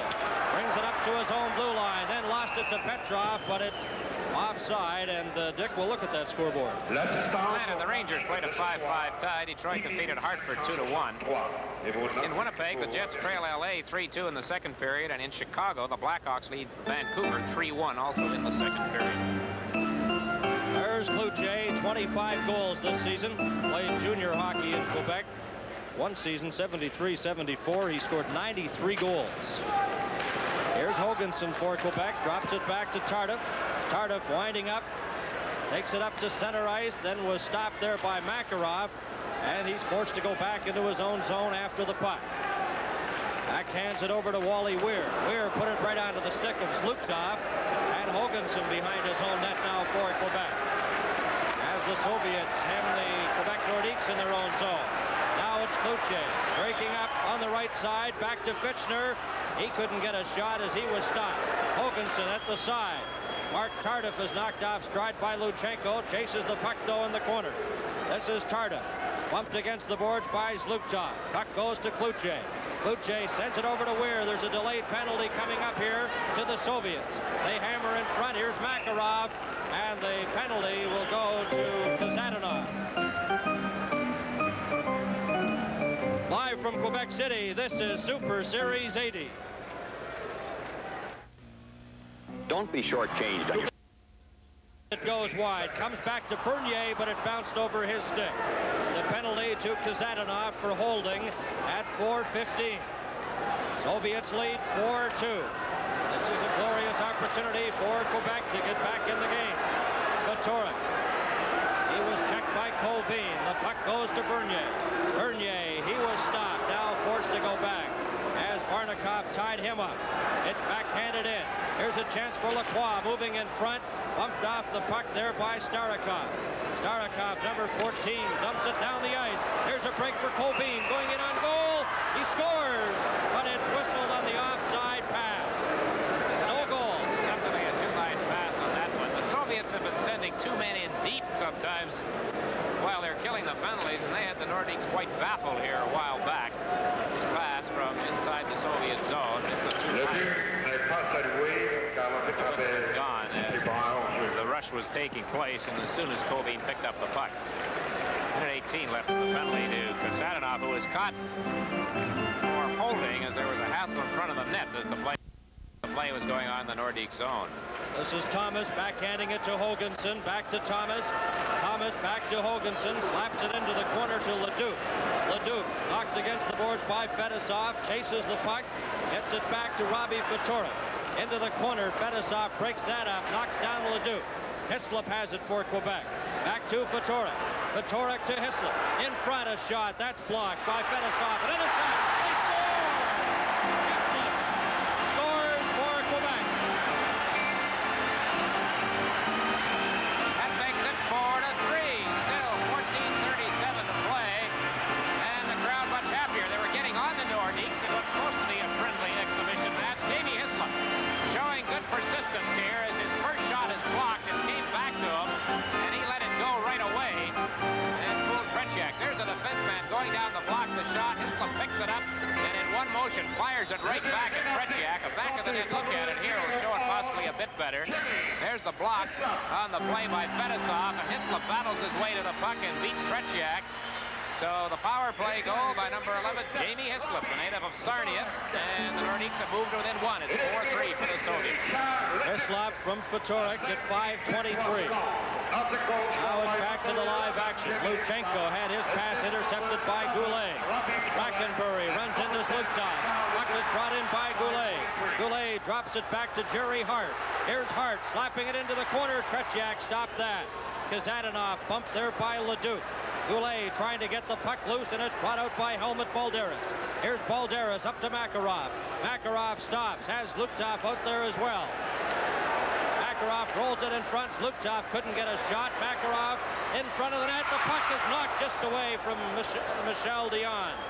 And now it's the Quebec Nordiques. Brackenbury on the left side. Brackenbury's shot bounced off Kasatonov and went wide. It's outside the line and to center ice. Soviet player Balderas was injured. He's getting up slowly inside the line. And he stayed on the ice long enough to get a whistle. Very convenient time for the injury to Balderas because the Nordiques were in control moving into the Soviet zone. The last scoring play, Hislop from Fedoruk and Leduc at 5:23, a power play goal, and there's Balderas being attended to. He's still on the ice.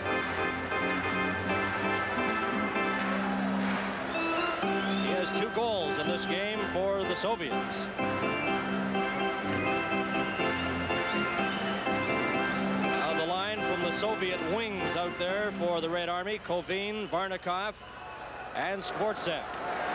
Is over to Cloutier. Cloutier gives it to Barry Legg. Shoots it into the Soviet corner. After it there is Starikov. Tried to get it out. It's pinned against the boards. Cloutier slapping away. Kovin, though, holds it with Mark Tarter. We'll see what this latest turn of events can do for the Nordiques. It certainly has pepped up the fans and the organist. They were outplayed in the second period for the most part, but they hung tough. We're down by 2, and now they're down by just 1. 13 minutes and 25 seconds remain to be played in the third period. Face-off will be to Tretiak's left. Kovin against Fitchner. It comes back. Backhanded into the corner by Barry Legg. Now it comes around the boards to Cloutier. Cloutier in front. Fitchner ties it up. What a play.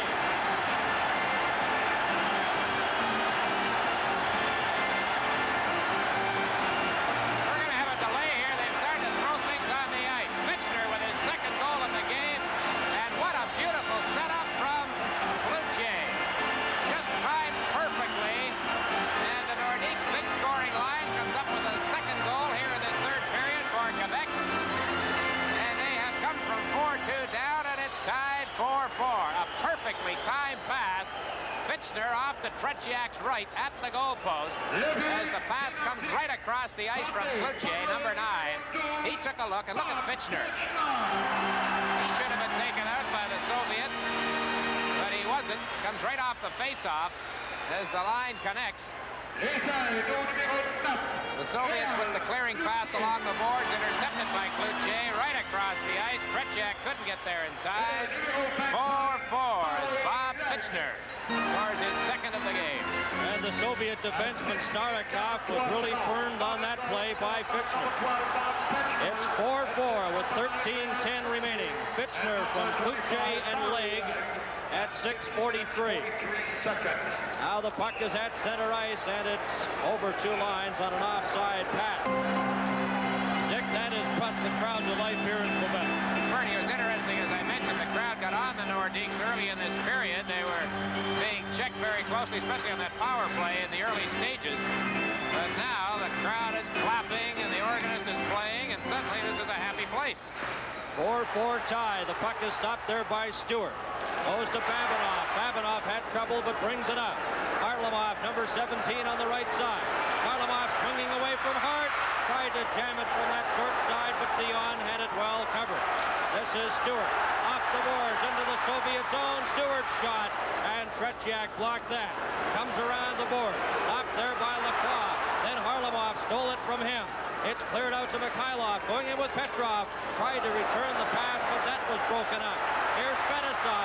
Right in front, a shot. And Dion got a piece of that. They scored! Petrov in front to Mikhailov, who was all alone.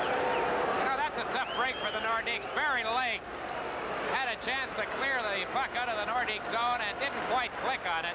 And that gave them a chance to fire it back in. Right there, see, Lake had it on the stick, didn't get a piece of it. The first shot was stopped, but out in front of the net. There is Mikhailov, the veteran, and he throws it right upstairs. And very quickly, the Soviets have taken the lead again. There's the first save of Mikhailov, no doubt about it. Petrov to Mikhailov. There's a familiar combination, and there's the score. The Soviets back on top. Mikhailov from Petrov and Fetisov at 7:36. And we have 12:15 remaining in the third period. Here comes Balderas, stopped at center. Vitorik left the puck there for Barry Legg, and he shoots it into the Soviet zone. The Soviets leading 5-4. Luchenko is hauled down in his own corner. The puck is underneath the players, and we get another whistle. From the Coliseum, the Central Red Army and Quebec Nordiques, Super Series 80.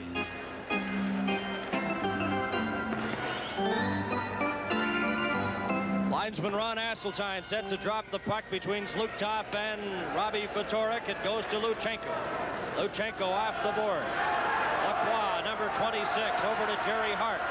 Hart backhands it off the boards, intercepted there, brought in by the Soviet player Kazadanov. Slipped as he got a weak shot away. And it's Jerry Hart for Quebec. Here's Hart behind his own net. Almost lost it in front to Makarov, forced to go back. Balderas chases him from the other side. As Hart now is content just to hold it there and get a whistle, but he kicked it over to Robbie Fatorik. Up to Hislop. Backhands the puck out to center.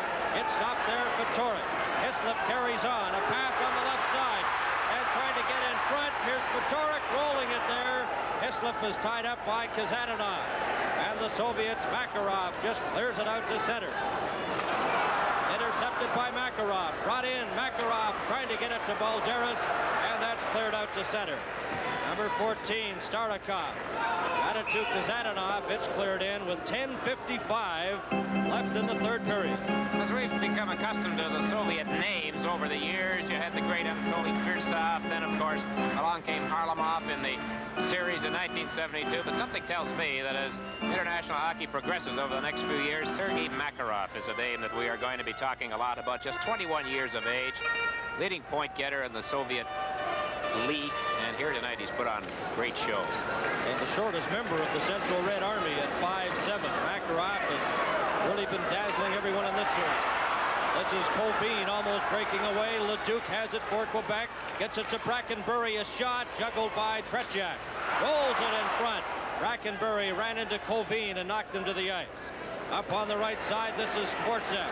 Sportsev backhands it over to Varnikov, offside at the Quebec blue line. Some of these Soviet players are going to take back more than the souvenirs that they buy tomorrow in Montreal with them when they return home. They're going to take a few bruises courtesy of Kurt Brackenbury.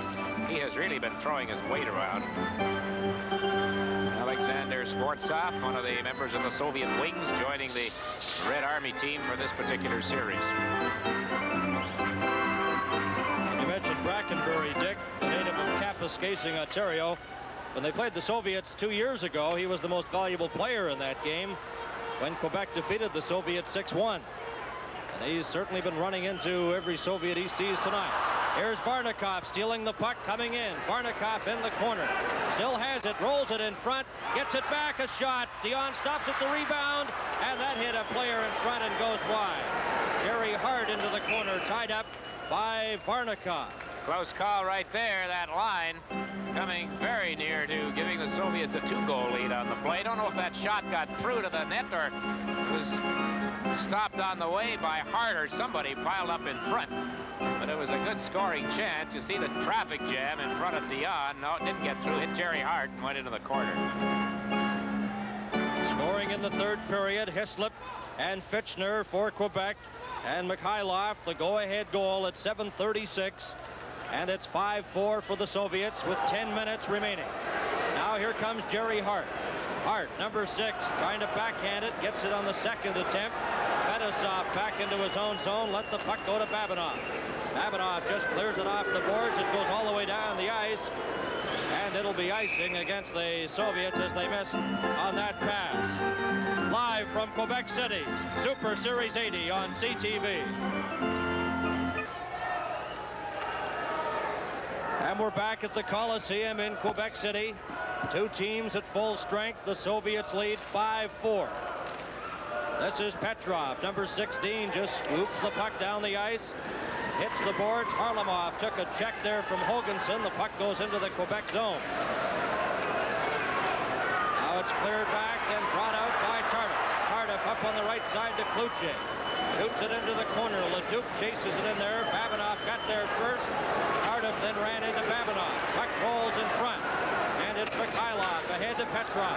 Petrov, number 16, a long shot. Deflected, and it goes wide. Hoganson off the boards to Cloutier. Cloutier gets it back to Barry Legg. Legg up to Mark Tardif, going in with Leduc. Tardif bumped there by Mikhailov and lost the puck. Mikhailov coming up with Harlamov, 2-on-1. There's a shot, and Michel Dion stopped that. Hoganson off the glass, gets it out to Leduc. Tardif couldn't control it. Brought back by Mikhailov, over to Petrov. Petrov's weak shot missed the net. Harlamov moves up. He's checked there by Tardif. Tardif in the corner, and he's pinned against the boards with 8.5 minutes remaining in the third period. Tremendous stop right there by Michel Dion as the Nordik's guilty of coughing up the puck. In that case, it was Mark Tardif. A long look at it from back of Tretiak. Now he switched the camera angle, and a super skate save that time by Dion. He has played very well. Well, we've heard so much about the goaltending of Michel Dion Dick, and he's certainly shown it tonight. He's been outstanding in this game. 5-4 with 8 minutes and 19 seconds left now in the third period. Puck is fired into the Soviet zone. This is Luchenko in after it. Hislop got there first. Hislop at the side, takes it behind the net. He's there with Vitorik. Vitorik got away from Zluktov. Vitorik still has it. Checked by Makarov. The puck rolls in front. Hislop's weak shot, and Tretiak covers up and holds on at the side of the net. Soviets have had 30 shots on goal in the previous 2 games in Montreal and Buffalo. They had only 35. That's a total. So they've had a bit more room to manipulate tonight here against the Nordik's. Luchenko comes out now. He's comes off the ice, and he's replaced on defense by Sergei Starikov. Balderas drops it back to Starikov. Vitorik moves in to check him. Puck rolls to Reggie Thomas. Thomas trying to get it back to the line, and Hart couldn't control it there. Here's Makarov slipping and falling. Vitorik on the left side brings it back for Quebec. Watched by Kazadanov, scooped it into the corner, and it's Starikov. Starikov is stopped by Hislop. Hislop with Thomas in front. He shoots all around the net, and Tretiak stopped that. Hart couldn't stop it into the line, and it goes out to center ice. Bobby Vitorik with 7.5 minutes left in the third period. Hislop takes the pass over to Thomas, back to Vitorik, and Zluktov tied him up before he could get a shot away. The Soviets slap it to the line. Balderas out to center, but it's intercepted by Hislop as Thomas goes off, and the Nordiques use the opportunity to change their complete line. as they've really dominated play the last minute or so. Here's Balderas bringing it back, though, for the Soviets. Balderas faking a shot, then the puck rolled off his stick. Goes to Barry Legg. Tried to set it up to Stewart, and he couldn't control the pass there, but he runs into a Soviet player. It's cleared out to number 24, Sportsev. Over the line to Varnikov, back to Sportsev. Sportsev bumped against the boards, goes after the puck. Pinned against the boards again, and it's held there. And we check now in our intermission studio, and here's Ron. After tonight's game, stay tuned for the Molson International Awards to be presented to the top player in each team. We've got a couple of very attractive paintings to be presented. We've had names like Varnikov, Shluptov, and Balderas win this award. I'm sure Balderas is one of the ones that will be considered in this game tonight. Wolf Nielsen won for the Rangers, Bob Gainey for the Canadians, and Don Edwards for Buffalo. How about the names of Dion and Fitchner when you're looking in that direction, gentlemen? Okay, Ron, both have been stars, no doubt about that, for this Quebec team tonight. Puck is hammered against the boards there, but it got loose, goes over to Barry Legg. Legg clears it off the boards, trying to get out was Pierre Plante. He's helped out by Legg.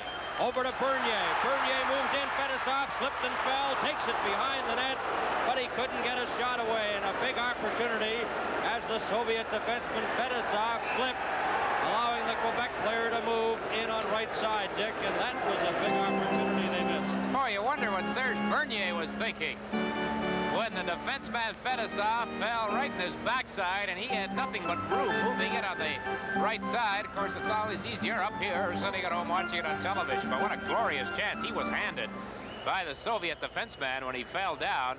There you see Fedosov hitting the deck just outside the blue line. Bernier didn't get a shot away. Moved in, changed his mind when he saw the defenseman sliding across.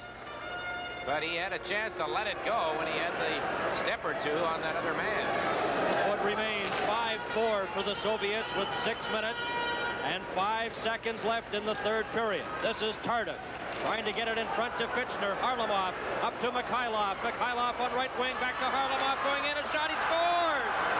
Harlamov, and it's 6-4. Well, that's what the Nordik's had to guard against, and they couldn't quite do it. Getting caught up the ice as they tried for the tying goal. In that case, the defenseman caught up the ice was Jerry Hart, not normally an offensive type defenseman. That left Paul Baxter the only man back. And the Soviets cashed in, and it's 6-4. You don't give those old pros on the Soviet a big line. They'd come up with the Class 2 Soviet goals. But when somebody like Harlamov sees the chance, boy, they didn't waste any time. Pitter tic-tac-toe with the puck between Harlamov and Mikhailov, and Valery Harlamov moves the Soviets ahead by 2, 6-4. And defenseman Fedosov was right there in case there was a rebound. Here's Tardif's shot, hit the side of the net and goes wide. 5 minutes, 41 seconds left in the third period. It's 6-4 for the Soviet Central Red Army. Now it's brought out by Makarov. Got to center, over to Kazadanov, back to Makarov. Makarov trying to get it to Balderas, and Jerry Hart breaks that up. Kazadanov stopped it at center. Fitchner in turn lost it to Makarov. It goes over to Baxter. Baxter passed it out. Luchenko hammered it in, catching Balderas there offside. 6-4 for the Soviets. Super Series 80 pauses for a moment. Well, there's the story on the clock. Time to go, 5:18. The Nordiques again down by 2. They were down by 2 to start this period, and they caught up 4-4. Now the Soviets score. Goals by Hislop and Fitchner had it tied at 4-4, but Mikhailov and Harlamov, the two veterans, have given the Soviets that 2-goal edge. Here's Sportsev going into the corner, puts on the brakes. Kovin's in front, but the pass never got through. Varnikov at the side, and Michel Dion blocked that. Goes against the boards. Brackenbury trying to get it out. It moves right in front. Here's Kovin trying to get a shot, and he was stopped by Hoganson.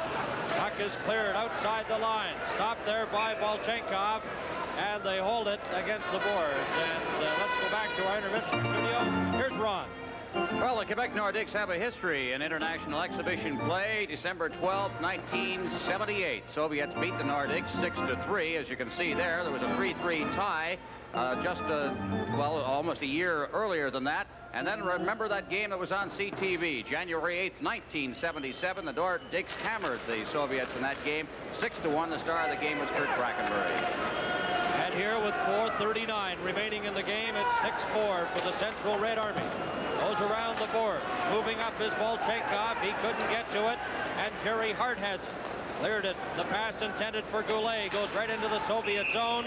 And it's icing as the puck is touched there by Starikov. And Dick, it'll be a case of Jacques Demers pulling all stops now. Bernie, the name of the game is taking advantage of your scoring opportunities. And we saw quite a contrasting situation here. Bernier had what looked like a big one for the Nordicks when he moved down the right side. Didn't cash in on it. A couple of minutes later, the Soviets got a break, 2-on-1. And they scored, make it 6-4. Back to the action. The puck is cleared off the boards. Jamie Hislop trying to get it out. Vitorik helped him, but it goes to Harlamov. Harlamov then is stopped, and it's Reg Thomas. Thomas to Vitorik. Vitorik coming up with Hislop, getting set, rolls it in front, and Thomas was stopped there by Babinov. Now the Soviets, Mikhailov drops it there for Harlamov, a shot. Jerry Hart blocked that and deflected it into the corner. Vitorik slaps it, but not out. Here's Babinov coming in for the Soviets. Babinov, number 4, overskates it, gets it again. Babinov behind the net. Mikhailov, number 7. Mikhailov for the Soviets. Moved it in front to Petrov. Petrov rolls it to the other side to Babinov. His shot deflected right on. And Dion stopped that. 3.5 minutes remaining in the game. 6-4 for the Soviets. And the puck is cleared outside the line to Petrov. Harlamov couldn't control it. Here comes Hislop. Hislop for Quebec. Got the pass to Thomas. Thomas back to Vitorik. Kept it into the line. Shoots it into the corner to Thomas. Thomas watched by Babinov. There's a shot. And Vitorik sent that high and wide. Back in his own zone is Paul Baxter. Baxter for Quebec. Swings away from Zlukov, but lost the puck to Makarov. Over to Zlukov. Zlukov going in against Leg. Takes it in behind the net. Here's Zlukov. And moving right in front is Makarov, and they slap away. Balderas couldn't get a shot. Now it's against the boards. Zlukov bumps with Stewart. They kick it loose. Luchenko moves up. His shot hit Paul Baxter. Now Goulet on the left side going in for Quebec. A weak shot, and Tretiak stopped that as Goulet was taken heavily into the boards by Kazadanov. Kazadanov now for the Soviets. Off the boards to center. 2.5 minutes left. 6-4 for the Soviets. This is Bernier. He's stopped. The puck goes to Balderas. Balderas going in against Baxter. Right in front, a shot. Oh, and Michel Dion deflected that wide. Leg runs into the Soviet player Makarov. They hammer away at the side, and it's held there for a whistle. From the Coliseum, the Central Red Army and the Quebec Nordique in Game 5 of Super Series 80. We've talked earlier how the Soviets have gone so much more to the slap shot in recent years, but right here we see Helmut Balderas, the old style, shooting off the stick handle as he moves the puck through the 2 Nordique defenders. Dion gets enough of it to deflect it wide, but that was a good, quick shot. Final 2 minutes and 7 seconds in the game. 6-4 for the Soviets. Here's a chance now. Oh, and that shot just goes wide as Kluche broke in and got a shot that just missed the net. Inside the Soviet line. Tardif tried to keep it in there. It's shot down the ice. And this is Weir going back after it. It's icing against the Central Red Army. And time is running out on the Nordiques. 1:47 left. I don't know if Jacques Demers is in the habit of pulling a goaltender when his team is down by 2.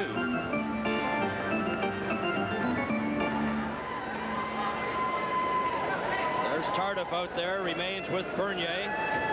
Holgensen, Vitorik is on the left point on this face-off in the Soviet zone. Fitchner, who has 2 goals, number 12, will take the draw against Kovin. Vladimir Kovin, number 25. Puck slapped back to number 14, Starikov. He lifts it all the way down the ice, right to goaltender Dion, but Vitorik just grabbed it before it got to Dion. 1:35 remaining. Here comes Kluche, stopped by Starikov at the line, gets the puck again, back to Holgensen. Holgensen sends it over to Robbie Vitorik. The Soviets lead 6-4. It's shot in. And this is 14. Starikov off the boards and down the ice, and again it'll go right towards the goalie. Goes through the crease, so there's no icing. Vitorik is bumped there. The puck goes loose. Fitchner with 1 minute and 8 seconds left. Fitchner ahead to Cloutier. Cloutier up with Tardif. Takes it into the corner, drops it back, and that shot just goes wide off Fitchner's stick. The final minute of the game. Now the Soviets, Skvortsov going in with Harlamov and Babinov, who takes the pass. Babinov's weak shot, and he was knocked off stride before he could get a real good shot on goal. 45 seconds left. This is Fitchner. Backhands it to the Soviet line. It's broken up there. Vitorik into his own zone. Vitorik, watched there by Petrov. Lacroix goes in to help out. Now it's brought back by Thomas. Thomas gets it ahead to Leduc. Shot into the Soviet zone, and it's knocked down there. We'll have a face-off in the Soviet zone, Dick, with 23 seconds left. Well, the Soviets have had a total of 34 shots on Michel Dion. This is by far their best offensive effort in this current edition of Super Series. And the Nordik's gave it a pretty good shot here in the third period, I thought, when things started. Does he keep the stopwatch going even with 23 seconds to go? I don't know. There's Hart and a shot right on, grabbed by Tretiak. Saw an interesting statistic in the Globe and Mail. Involved all Canadian teams in the NHL competition against each other. And in the Canadian division, Quebec had 14 points leading, with Toronto 11, Winnipeg 10, Vancouver 9, Montreal and Edmonton 8, for what that's worth. Who was that with Edmonton 8? Montreal and Edmonton. Are you sure that, Bernie? We better check that one. Okay, the puck is cleared outside the line at center. 15 seconds remaining. This is Tardif, gets the puck away from Mikhailov, over to Babinov, and he shoots it in. Time running down. It's 6-4 for the Soviets. 5 seconds left, and that'll be about it. Here's Tardif shooting the puck. It's knocked down, backhanded in, offside, and there goes the siren, and the game is over. And the Soviets, after seeing Quebec come back to tie it in the third period, broke away with 2 goals by Mikhailov and Harlamov. One at 7:36, the eventual winner, the other at 14:06. And the players congratulating their respective goaltenders, the Soviets with Tretiak, and their backup goalie there is Alexander Tishnik. So as they shake hands, the final score, the Soviets 6, Quebec 4. We'll return with the most valuable awards in a moment. Les trophées internationaux Molson veulent honorer le joueur par excellence de chaque équipe. Nous invitons M. André Bélanger, directeur général de la brasserie Molson à Québec, à venir au centre de la patinoire pour la remise de ces trophées. André Bélanger, the general manager of the brasserie Molson in Quebec City, is on hand to present the MVP awards. Et maintenant, la présentation des trophées Molson internationaux. Le meilleur joueur de l'équipe du club central de l'armée soviétique, le numéro 19, Helmut Balderis. So Balderis with the 2 goals in the hockey game, the goals in the second period, and of course he was outstanding all night. For the second straight game, Bernie, he wins the Soviet Molson MVP award. Yes, he played well, Dick, and I think Makarov deserved a great deal of votes tonight, and I think Balderis, though, being a worthy winner. Now there's Fitchner, and he scored 2 goals for Quebec tonight. He's the most valuable player on the Quebec Nordiques. Aux joueurs des deux équipes, merci pour ces instants inoubliables. This is Super Series 80 on CTV.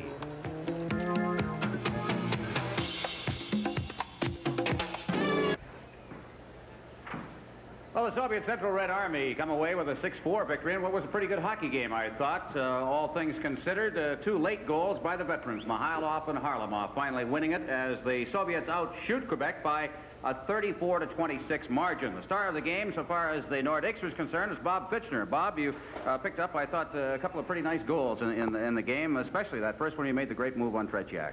Yeah, it was a nice pass from Buddy Cloutier, of course, and I just had Tretiak leaning the right way, and it's a move I've tried in practice, and I think I tried about 0 for 20 in practice, so it's about time one went in.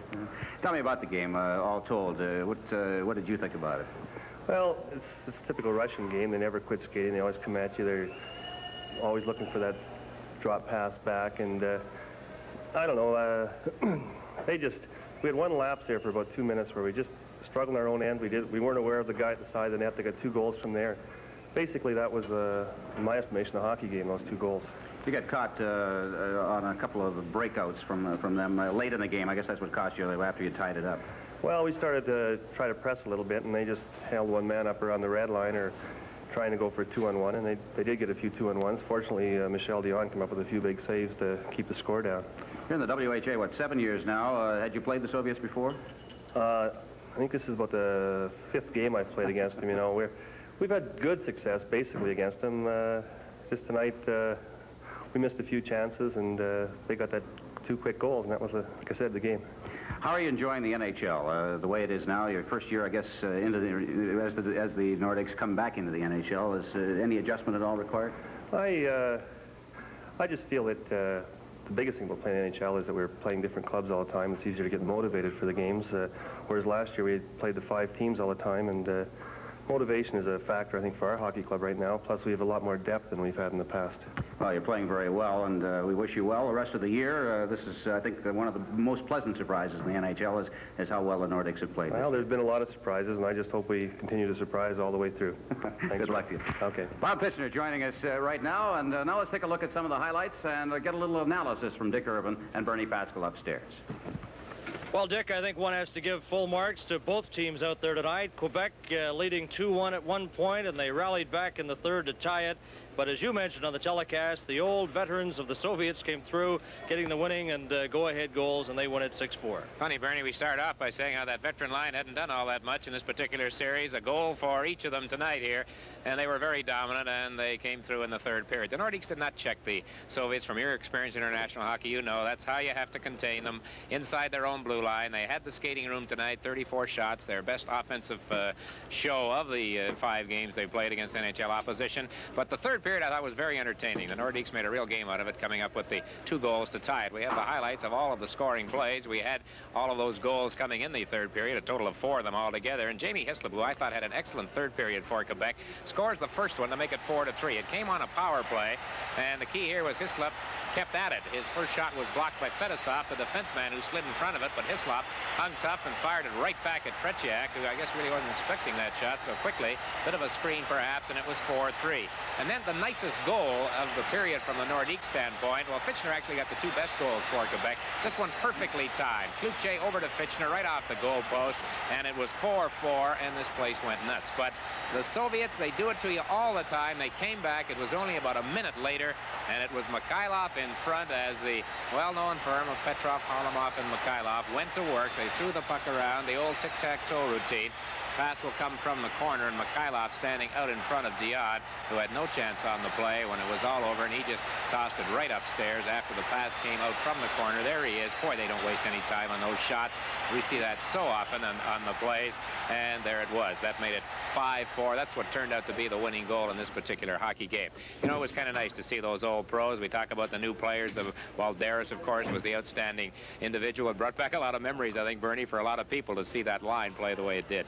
Sure did, Dick. And of course this team, now they'll go home along with Moscow Dynamo and really get into full gear preparing for the Lake Placid Olympics. This is the team that we'll see, or several members of this team will be at Lake Placid against our Canadian Olympic team. Well, it's funny, Petrov and Mikhailov are mentioned as maybe being left home when it came time to come over for the Olympics. I hardly think so now, and Harlamov, I'm sure, will be around as well. Harlamov got the final goal of the game. It was the 2-on-1 break, and that was just a classic way that they played that. You know, if you're looking at it from a young hockey player's standpoint, a coaching standpoint, they threw the puck around again. They caught very hard up the ice. Baxter was the only defenseman back. Here it comes right back to Harlamov, and he just lets it fly. Dion played pretty well tonight, I thought. He made the hockey game, really, with that big stand he took against the Soviets when they had the 2-man advantage right off the bat in the hockey game. All in all, a pretty entertaining evening. That's what it's all about. That's what the Soviets come over for. I think the folks here got their money's worth. Okay, Dick, and I'm sure all the viewers at home will agree it was a very entertaining series, a very entertaining game. Let's rejoin Ron. Well, after the Buffalo game, we had an opportunity to talk with Scotty Bowman, who was the winning coach in that game, but I guess the winning coach of the series, Victor Tikhonov, and with us is Victor, two Victors, as a matter of fact, with us. One to do the translating, Victor Kotoshkin. Victor, can we ask the coach, first of all, to assess the whole series for us? Основные впечатления по серии. Мне очень понравилась эта серия, так как она была очень напряженная. Для нас